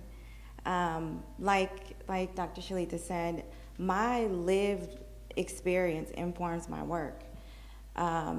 Having had family members who touched every social justice issue, it's personal. And so it's not, I want to be in the field to change people. No, I want my family to be alive and well. And I want my friends' families to be alive and well and know that there's options. When it comes to gun violence specifically, I'm not an Oakland native. I'm from Richmond. I'm from the south side of Richmond. I grew up at the time where the city was in a state of emergency. And so it was a very common place. It felt normal to see shootouts. I'm not going to say it felt normal. It was normalized because it was always scary, be honest. Having had family members, and I always bring this up when I talk about my experience, I have a loved one serving life due to gun violence. And I'm not going to tell their story, but my involvement with it is at the age of 12, sitting in front of the judge asking them not to give him life. I'm sorry, not to give him the death sentence. And so it's not always the victims, but sometimes you may know the perpetrator. You may know the people who are going, misdirected or not knowing other options, how it impacts the whole family. And for us, it really encouraged me to be the helper, that there's challenges. Yes, it's one thing to talk about, it's another thing to change it. And I believe that having these difficult conversations in our normal, environments with people we trust will help lead us to also looking for the solutions. So I want to be a part of that. I have the training and expertise and interest and heart, and if I can be helpful, then I want to make myself that way. Yes. I mean, said so beautifully thus far. It's been said so beautifully thus far with what has already been mentioned on why we're here. And I think similarly, I can't imagine not being here. Like, it's so deep of a prompting in our very bones, because each and every day our bodies are experiencing this, whether we are experiencing it directly or vicariously. And if I take it into a personal experience, I remember years ago when I was in college, had a very close friend from high school, and we were on summer break. And my close friend had reached out to me and wanted to connect at a local park. But for some reason, I think I was involved in something else. I just couldn't meet my close friend. But I later found out that my friend had gone to a park and had been with his sister and a few other friends, and they were gunned down. And they were also on summer break from college. And I remember how much of an imprint that had on me. Even as I'm saying it now, I've had time with it, but it's like I can't not be here. When we think about legacy, it's not just financial, it's also transformational, our healing process. And I remember years later, I was told that there was a Law and Order episode that was out, and it detailed the very same events of my friend, but they didn't understand the context of my friend's life or others who had been involved and impacted, and community. And so I'm here because, similar to these two women, I can't imagine not being here. And it's so important for us to be here. Thank you for that. So the CARE Symposium has 4 different elements. The C for capacity, which talks about the development of intentional growth and self-determination. The A is for allyship, that talks about the fostering of supportive and diverse relationships. The R talks about resilience, which is the promotion of adaptability and well-being as a lifestyle. And the E, equity, the evolution of justice and mutual respect. So these are action items, if you will, ways that we can get into the community to make change. It is amazing to me. They tell me I have to have my phone. Yeah, the feedback was amazing. Okay. It is amazing to me to be sitting next to 3 African American women who are social workers. And as a provider, we are always managing patients who need your assistance, right? And you all are in such great need. I want you to just speak about in a category of long-term and short-term consequences of trauma. And the question is related to capacity. How can we build capacity of communities to address the immediate psychological and emotional effects of gun violence? How can we do that? How can we support our community to begin to build the capacity to understand the impact that is going on around us? Leticia, you just talked about the normalization of that. How do we move beyond that? There has to be some real direct things that folks can use, because if not, you're going to go to school the next day, you're going to have dinner that night, and life goes on. There's not really a pause button to traumatic events. Like a gun shooting is a traumatic event. Everyone knows what happens. Not everyone knows what to do. We do know what to do. Get down so you don't get hit. But what happens after? What are the immediate things that can happen? And I talked to my mom. I always bring my mom. My mom's in the back. Talk to my mom now, like, how come you didn't say anything? She said, what was I supposed to say? I was scared too. We have to equip each other with what can happen next. Do you have the time to sit and talk about, are you okay? Do I need to pull you out from school the next day? Do you have PTO to take off the next day, right? There's some immediate action things that need to happen when something terribly scary and life-threatening happens. when it's so commonplace, you just kind of go through the motions because that's what you know what to do. But it doesn't mean that you're not going to be impacted in school the next day, maybe a little distracted at work. And I'm just using these little words because the resilience of these communities is not that we're all victimized, traumatized people. Not everyone has the same experience. The resilience is you do, live enjoyable lives, but I think with Carmel was sharing, you're burdened by it. Where do I set it down? And if therapy is not an option, and we have to be careful about, just inserting services when there's not been a relationship. I don't know you. Go talk to someone. Talk to who? They may not know my situation. They may see me as a victim when I come from a family where there's love and all, but I did experience a drive-by. I did see someone dead with smoke coming from their body. How do you have that conversation? It must start at home. How do we equip our loved ones with what to do to say, hey, let's take tomorrow off. Let's go for a walk. How you feeling? The immediate things are things that we can actually do. Do you have the time and resources to do that? That's another thing. The long-term effects, we don't always know what that's going to be because it looks so different from person to person. But community systems know, there's the research out there what the long-term effects of communities who've experienced, high crime. It doesn't get better without intervention. So symposiums like this are really critical so that people could begin to start having the conversation for things that I didn't know I could even talk about.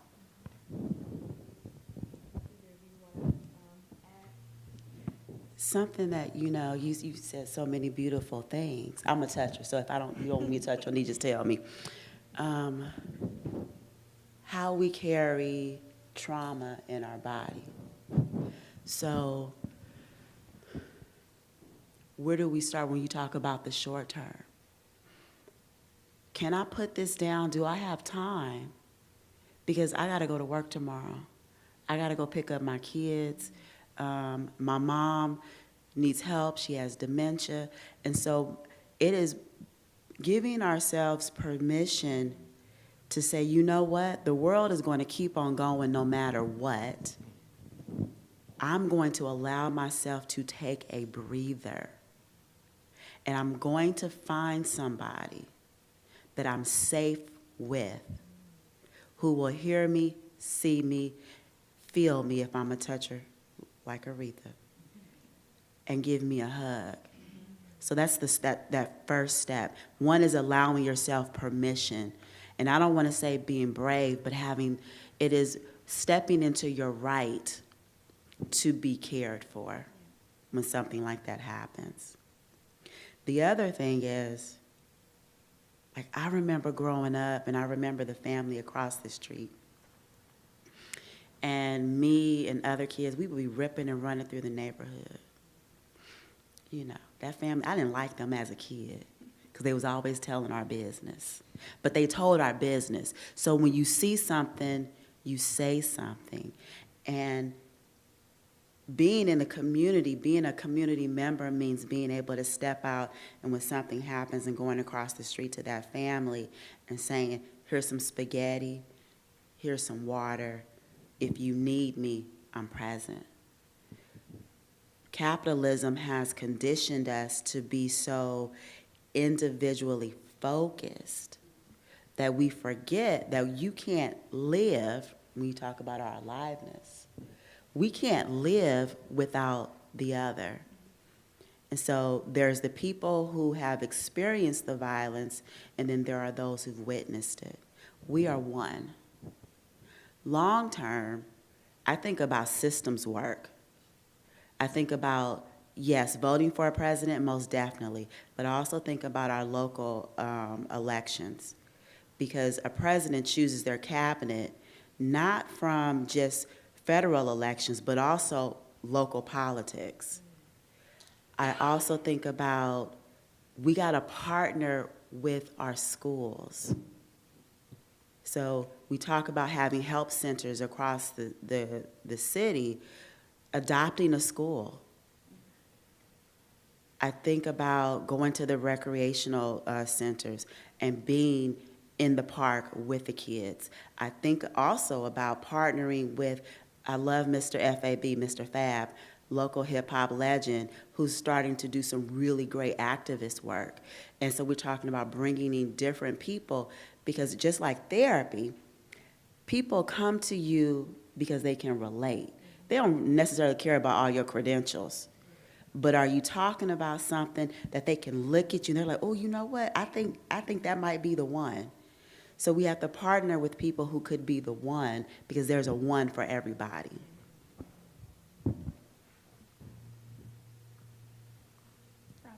Wrapped up. You know, I just want to just say that I have 2 children. And one of the things that my son, his first year in high school was remote. And so he is now going into college in the fall. One of the things that we normalized for him, and we often would say this, is let us know when you need a mental health day, right? That meant that you had 2 things. You had the responsibility to do a self-check. Is my mental capacity where it needs to be in order for me to be in school? I have to do that assessment. Then I need to communicate that to my parents, that this is what I want to do, but then I also want him to take the time to heal and take time to focus. But also meant that he had the responsibility to, if he missed any school content, it was his responsibility to follow up. But the most important thing was him doing assessment of his mental health. And so as we talk about allyship, you just touched on it, Dr. Hampton, about allyship. What are some individuals, organizations that you think that community and or individuals can elevate to become a part of to help in this discussion around not just trauma, but gun violence? And I will add this, that when we talk about gun violence, I think that the end of that is the loss of life. As a nurse, I did home health for a long time, and I would see individuals impacted by gun violence by way of being paralyzed, having lots of open wounds, not becoming more dependent on family members. So when we also talk about the long-term consequences of individuals in gun violence, there is a greater need on family and community. So how can you talk about and elevate in this context allyship, the importance of other organizations and or, resources, if you will?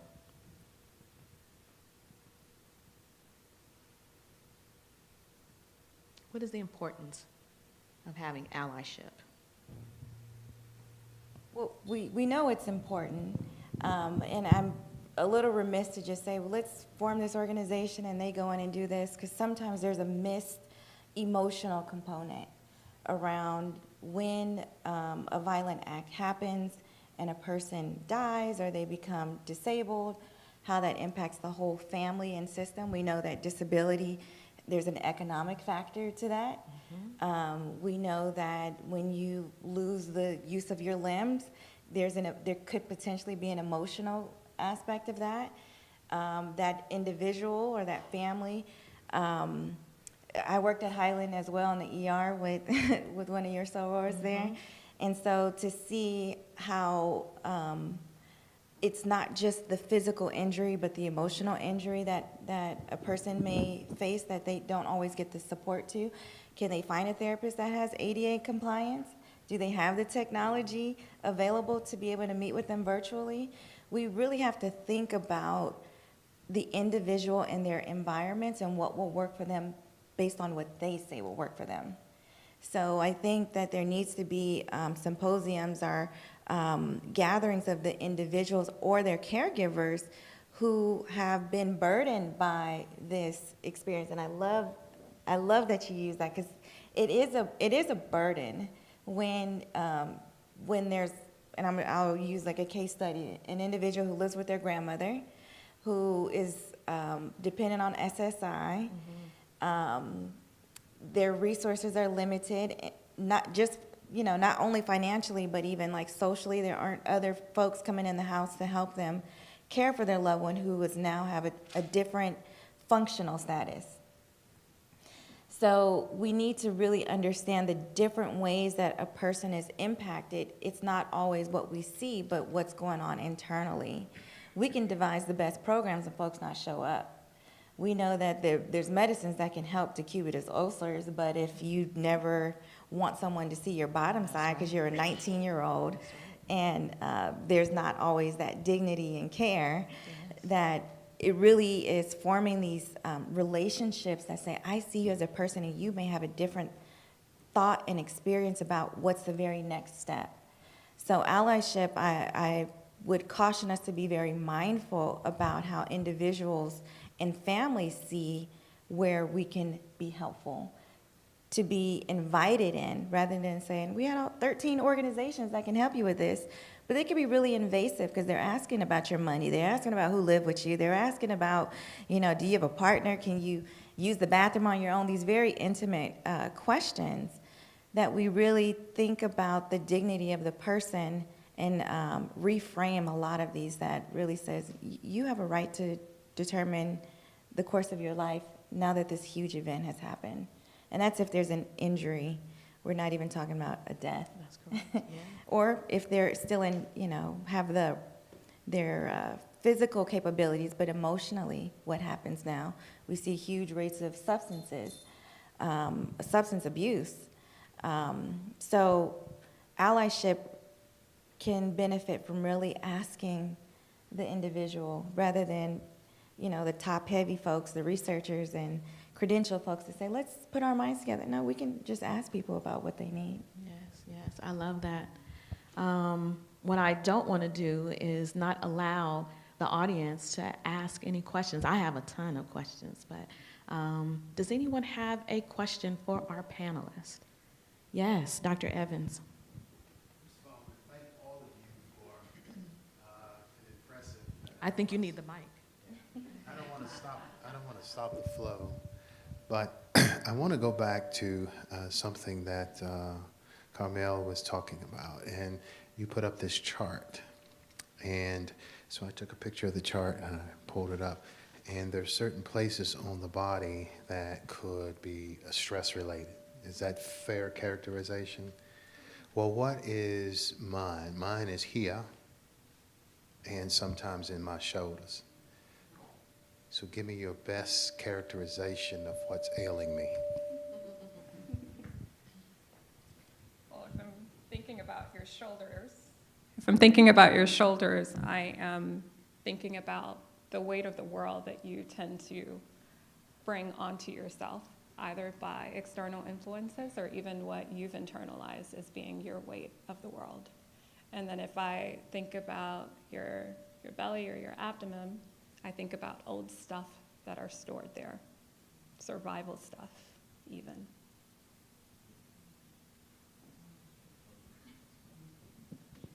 Yeah, that was heavy. I don't know which one was heavier, the question or the actual response, because I'm putting on my medical hat, and we know that the gut and the brain have direct correlation. And what we have in the mind, how we think, how we process, how we hold on to things, or whether we don't communicate and release whatever it is that's burdening us. We've been talking about the word collective burden. We've been talking about trauma. We also have used words like healing and restoration, but there's a practical piece to that.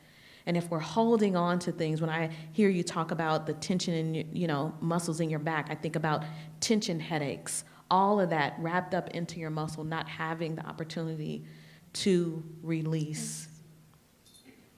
So thank you for that, Dr. Evans. Need to find one of these ladies to do the work, I think, to the back and the stomach and the shoulders. But I think we all can identify where we can be beneficial in having the conversation and finding these release outlets. Any other questions? I know you all may have. Yes, Dr. Alvin. I also want to thank you for just your brilliance in what you've given us so far. My question has to do with next steps. given the extensive experience all of you have had, and you've probably thought a lot about if you had the resources, if you had the money or the folks, what could we do here in Oakland to have a significant impact on the experience of trauma, irrespective of the etiology of the trauma, just any types of trauma? What's your sort of best wishes for that? Oh my gosh.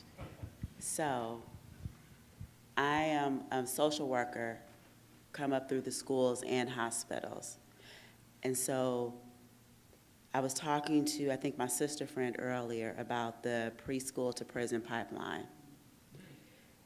Gun violence is a symptom. It's not the problem, it is a problem. Early child care educators need support. So I would love to see programs that support early childhood educators to understand equity, to understand how their bias shows up. And we all have bias.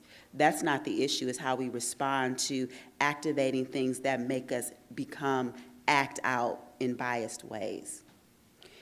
So yeah, preschool to prison. But you also have, there's some beautiful studies that indicate that if you don't reach specifically boys by the 4th grade, you increase their chances of being, committing crimes and being imprisoned.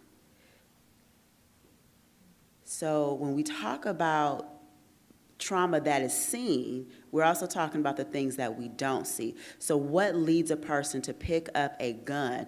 Things have already occurred. So we want a school approach on all of the levels. We also need to do, and I'm a little biased because a lot of my work has been in hospitals and working with nurses and physicians, is when that gunshot victim shows up or when that person who's been assaulted, despite the type of assault, training providers, first responders to see the person and not see the diagnosis or the injury and then make assumptions of who that person is. We got to be on the playgrounds.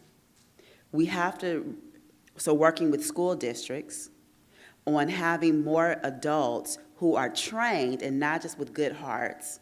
Because everybody got a good, well, I won't say everybody. A lot of folks got a good heart, but they don't have the skill set in order to intervene. So we're also seeing bullying increase in young children, and we're seeing suicidal ideation in younger and younger children. We're talking about 5, 6, 7 years old.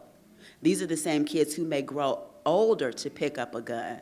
So being on the school ground, being in the classroom, the church, oh my gosh.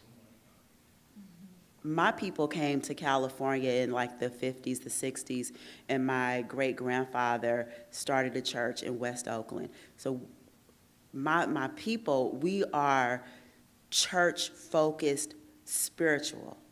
There has to be a bridge of the church to the school, to the medical systems, to the neighborhood. So we're talking about a holistic way of intervening. So if I had all the money in the world and could choose who was the president, because politics are human rights. So a lot of times people say, well, I don't want to talk politics. I'm like, baby, you do want to talk politics because politics is about basic necessities for people to be able to live. And so it's being able to, if I had a lot of money, it would be investing in all of those organizations who are doing the work. We don't need to recreate the wheel, but we do need to bring organizations together. And we got to move away from, well, how's the money being spent and who's doing the spending? Because when we get caught up in funding sources who demand specific needs, then they start to control what the outcome is going to be, and it moves us away from the purpose. So what funding sources are we actually tapping into in order to be able to deliver services? Dr. Hampton, that is amazing. And when I hear you say the school, I heard you say healthcare professionals, I heard you say the church. Did I miss one? Educators. Educators. If she did not tap into you, if you're sitting in this room right now, there should be some reflective moments of how you can show up. You don't have to be in any of those categories that she just spoke of. I think that the early childhood opportunities, all of us have been mentored by someone, and you never really know when that one interaction can make a difference. If you are a parent, if you are a grandparent, taking in another child and exposing them to some of the positive experiences that you can afford your children, that can be the one thing. I heard you talk about community. When I was raised by a single mother on 57th Avenue, everybody on that block knew who I was. We don't have much of that anymore. So when we think about the expansion of the community, that is each and every one of you that is sitting in this pew, you all have a responsibility. You are a community member. It doesn't absolve you of the responsibility of what you can be doing individually, collectively, to help further this effort. Carmela or Leticia, did you all want to add to Dr. Alvin's question? I think what she said was substantive enough. The only thing that I would add is I think it's so important that we are also taught a bit more about our nervous systems, because when we're not taught about our nervous systems, then we can be dysregulated in many ways, especially the educators that have their biases and they don't realize that part of the biases that are surfacing from this distress place. When we are aware of our nervous systems, then we are aware of how to travel, and how to travel, I would say, more healthily and more effectively, so that when our bodies are in place with other bodies, we can find a bit more ease, because sometimes we might be in a space with other bodies, and even before we say a single word, our bodies are picking up from the distress of others, and it influences the way that we respond and react. And so being aware of our nervous system, having more programs, not just for those who are in need of it, but even those who think that they are helping. We all think that we're helping in some ways, and so it's important that we're also aware of how we can be supported in our nervous systems to make sure we're regulated. All right. I'm going to close out with Carmel. I think you did an amazing job of like this overarching takeaway from your experience, your practice as a LCSW. I want to afford the opportunity for Dr. Hampton and Leticia to also give some final words, anything that you would like this community to take away. I mean, this opportunity is really a informative session, but also a call to action. Dr. Alvin kind of formed in next steps, but if you can summarize either anything that we have already talked about that you would like to elevate, or something that we have not already talked about from your clinical experience on this topic of trauma and gun violence, what would you want us to walk away with? Dr. Hampton.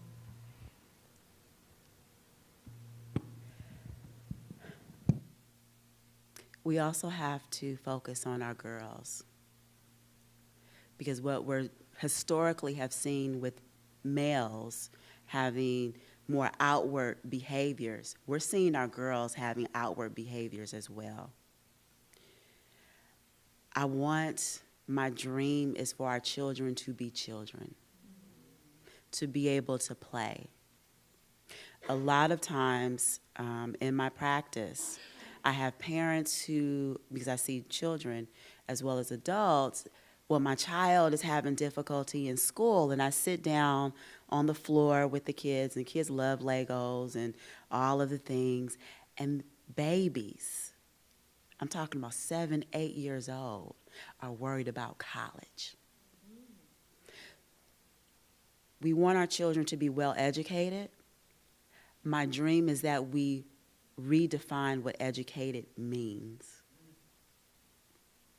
I want our children to play. So when we talk about allyship, it is being able to, for every one of us who are here today, I challenge you to find a book, a podcast, a YouTube channel based on something that you've heard, and educate yourselves more. I also encourage you to take on one child and teach them how to make some tea cakes. Who in here is still making tea cakes? Red beans and rice. Okay. Something very simple that you can do with this child. Even if you don't have a backyard, because that's about some privilege as well. We can talk about land privilege all day. If you got a patio or a windowsill, get a fruit seed, a vegetable seed, and plant something with a child and walk them through what growth is and what death is, because not all seeds will take. Those are learning opportunities, because children learn, adapt through connection. We want our babies to play softball and swim and do all of the things. Their biggest life lessons come from being next to someone who loves them.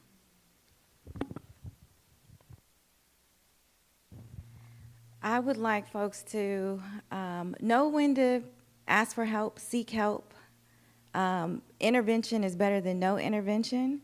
When we look at communities, when a huge crisis happens, there are things that we can do to help the collective. I do group EMDR, so if there's like a mass issue, we can do some work to help folks desensitize a little bit, to be able to come down so that they can feel their emotions more fully, to not numb out and go on that autopilot. I work closely with a lot of organizations to help their helpers see themselves and care for themselves. We know that there's more work than there are helpers, so we have to sustain the folks who are doing the work. And therapy is not bad. Medication is not bad. It's meant to be helpful, and sometimes you may need help finding the provider that you can connect with. There's still, we talk about it all day, there's still huge stigma around seeking help because I don't want to look crazy. That means something wrong with me. Something might be wrong. That means you might need to get some, support.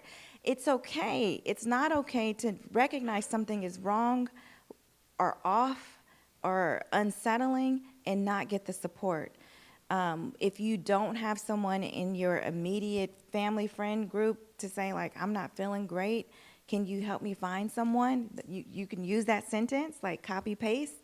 You let your primary care doctor or go to the doctor, say, I would like some emotional support help. And I know those words are hard, and it doesn't have to be diagnostic. Like I just want someone I can talk to. Until you find someone you can trust and you can open up to, just say, I want someone I can talk to decompress. A lot of stuff starts with stress and may lead to something else, but connecting to support is one of the most difficult things you can do, but can be life-changing. So know when to seek help and ask your friends. I mean, we're colleagues, we're also friends, so if there's things, we text someone, hey, what do you think about this? And I implore you to use your social network for help, not just for gossiping or connecting to parties or whatever the case may be. Let them know, can you help me find a therapist? Do you have any recommendations? A link, a site, or something? That way you can get connected, because we know treatment, especially earlier on, can help reduce PTSD symptoms, flashbacks, issues at work, issues in your relationship. So I was trying not to be all jargon, but it shows up in your relationships and at work. So if you're finding that you need help in those areas, it's probably time to connect to some support. Carmel Ellison of Carmel Ellison Psychotherapy. Dr. Aretha Hampton of Roots Therapy and Consultation Services. Leticia Vaca-Williams of Urban Health Group. I want to thank you individually and collectively for sharing with this space, this body, not just in this time, but in times to come, because this is recorded, right? We're going to play this over and share it with other individuals in our community about how we can build a care mentality, hopefully that we are transforming individual lives and behaviors and attitudes in regards to trauma and gun violence. So I'll hand it off to Dr. Ward Sullivan.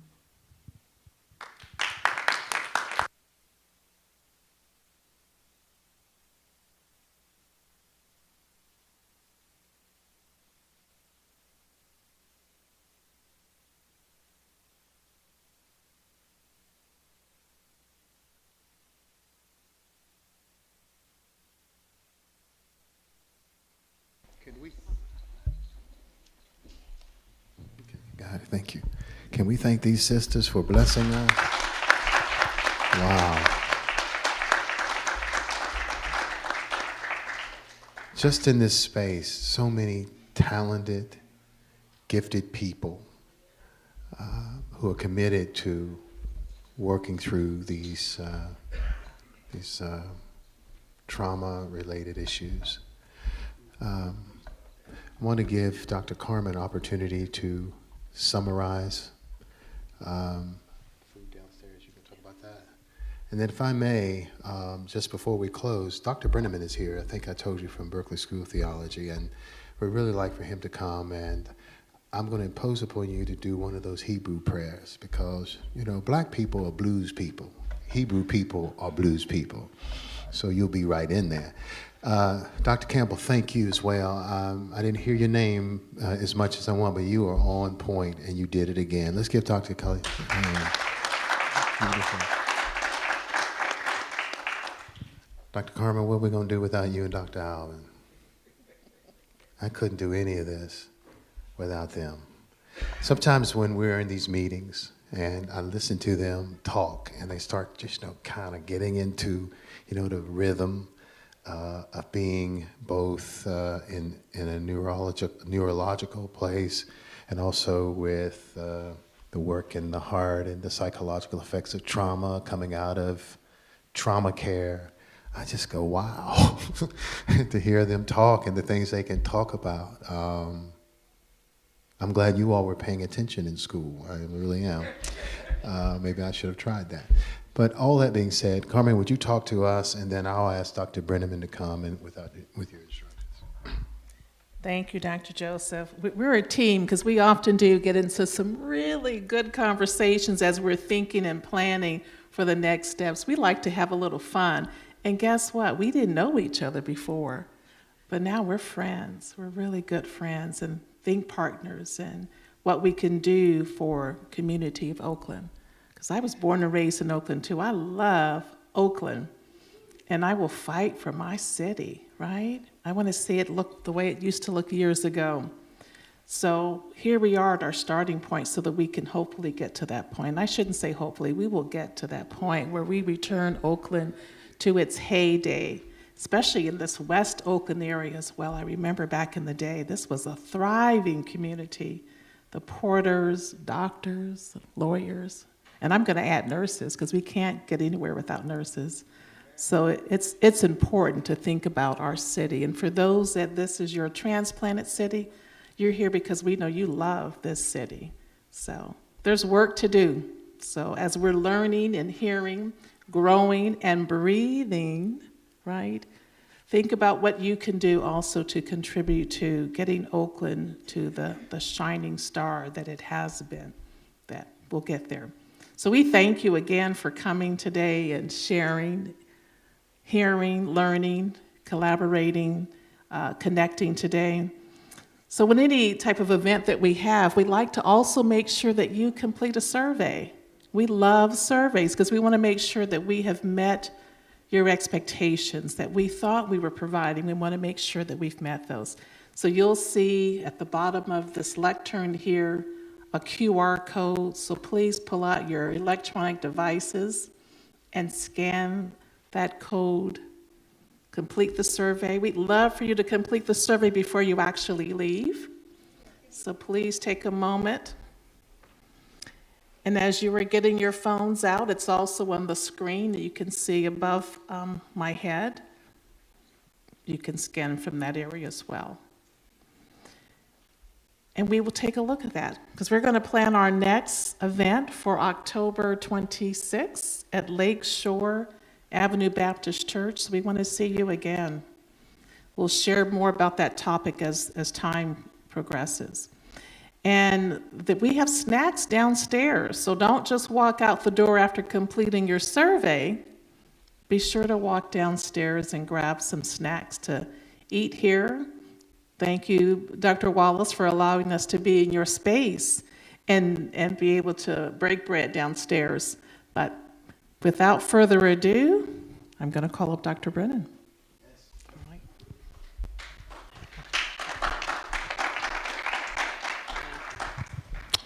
Thank you. Let me extend my thanksgiving to everyone who planned and participated in this meeting today.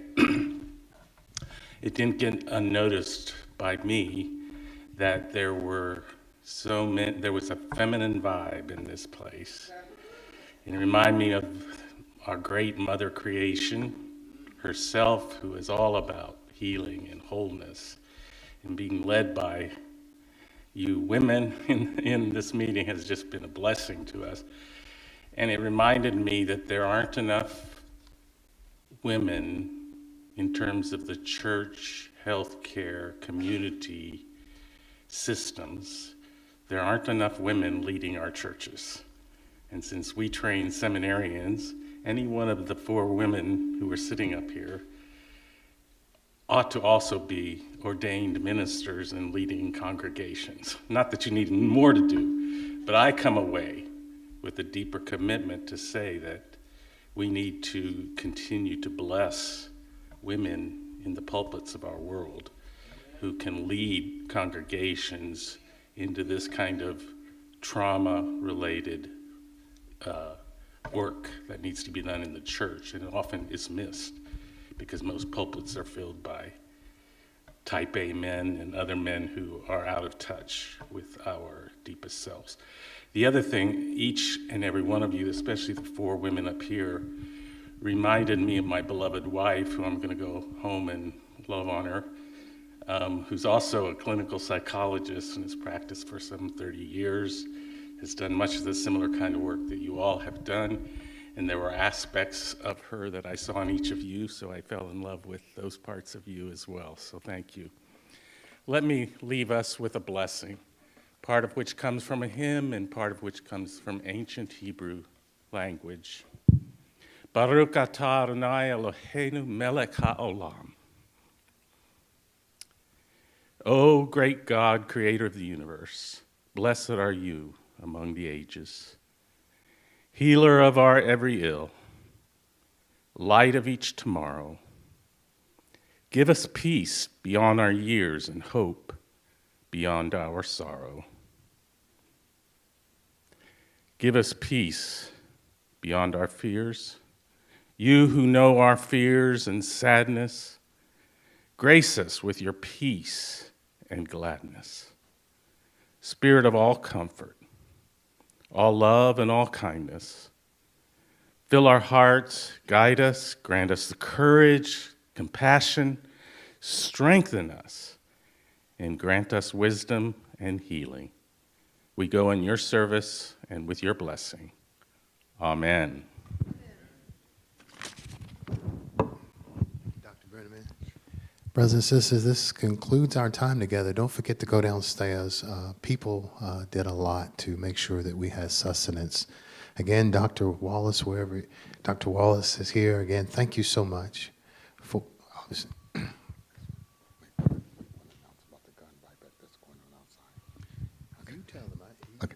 Just briefly, I just want to share with you, thank you all for coming and participating today.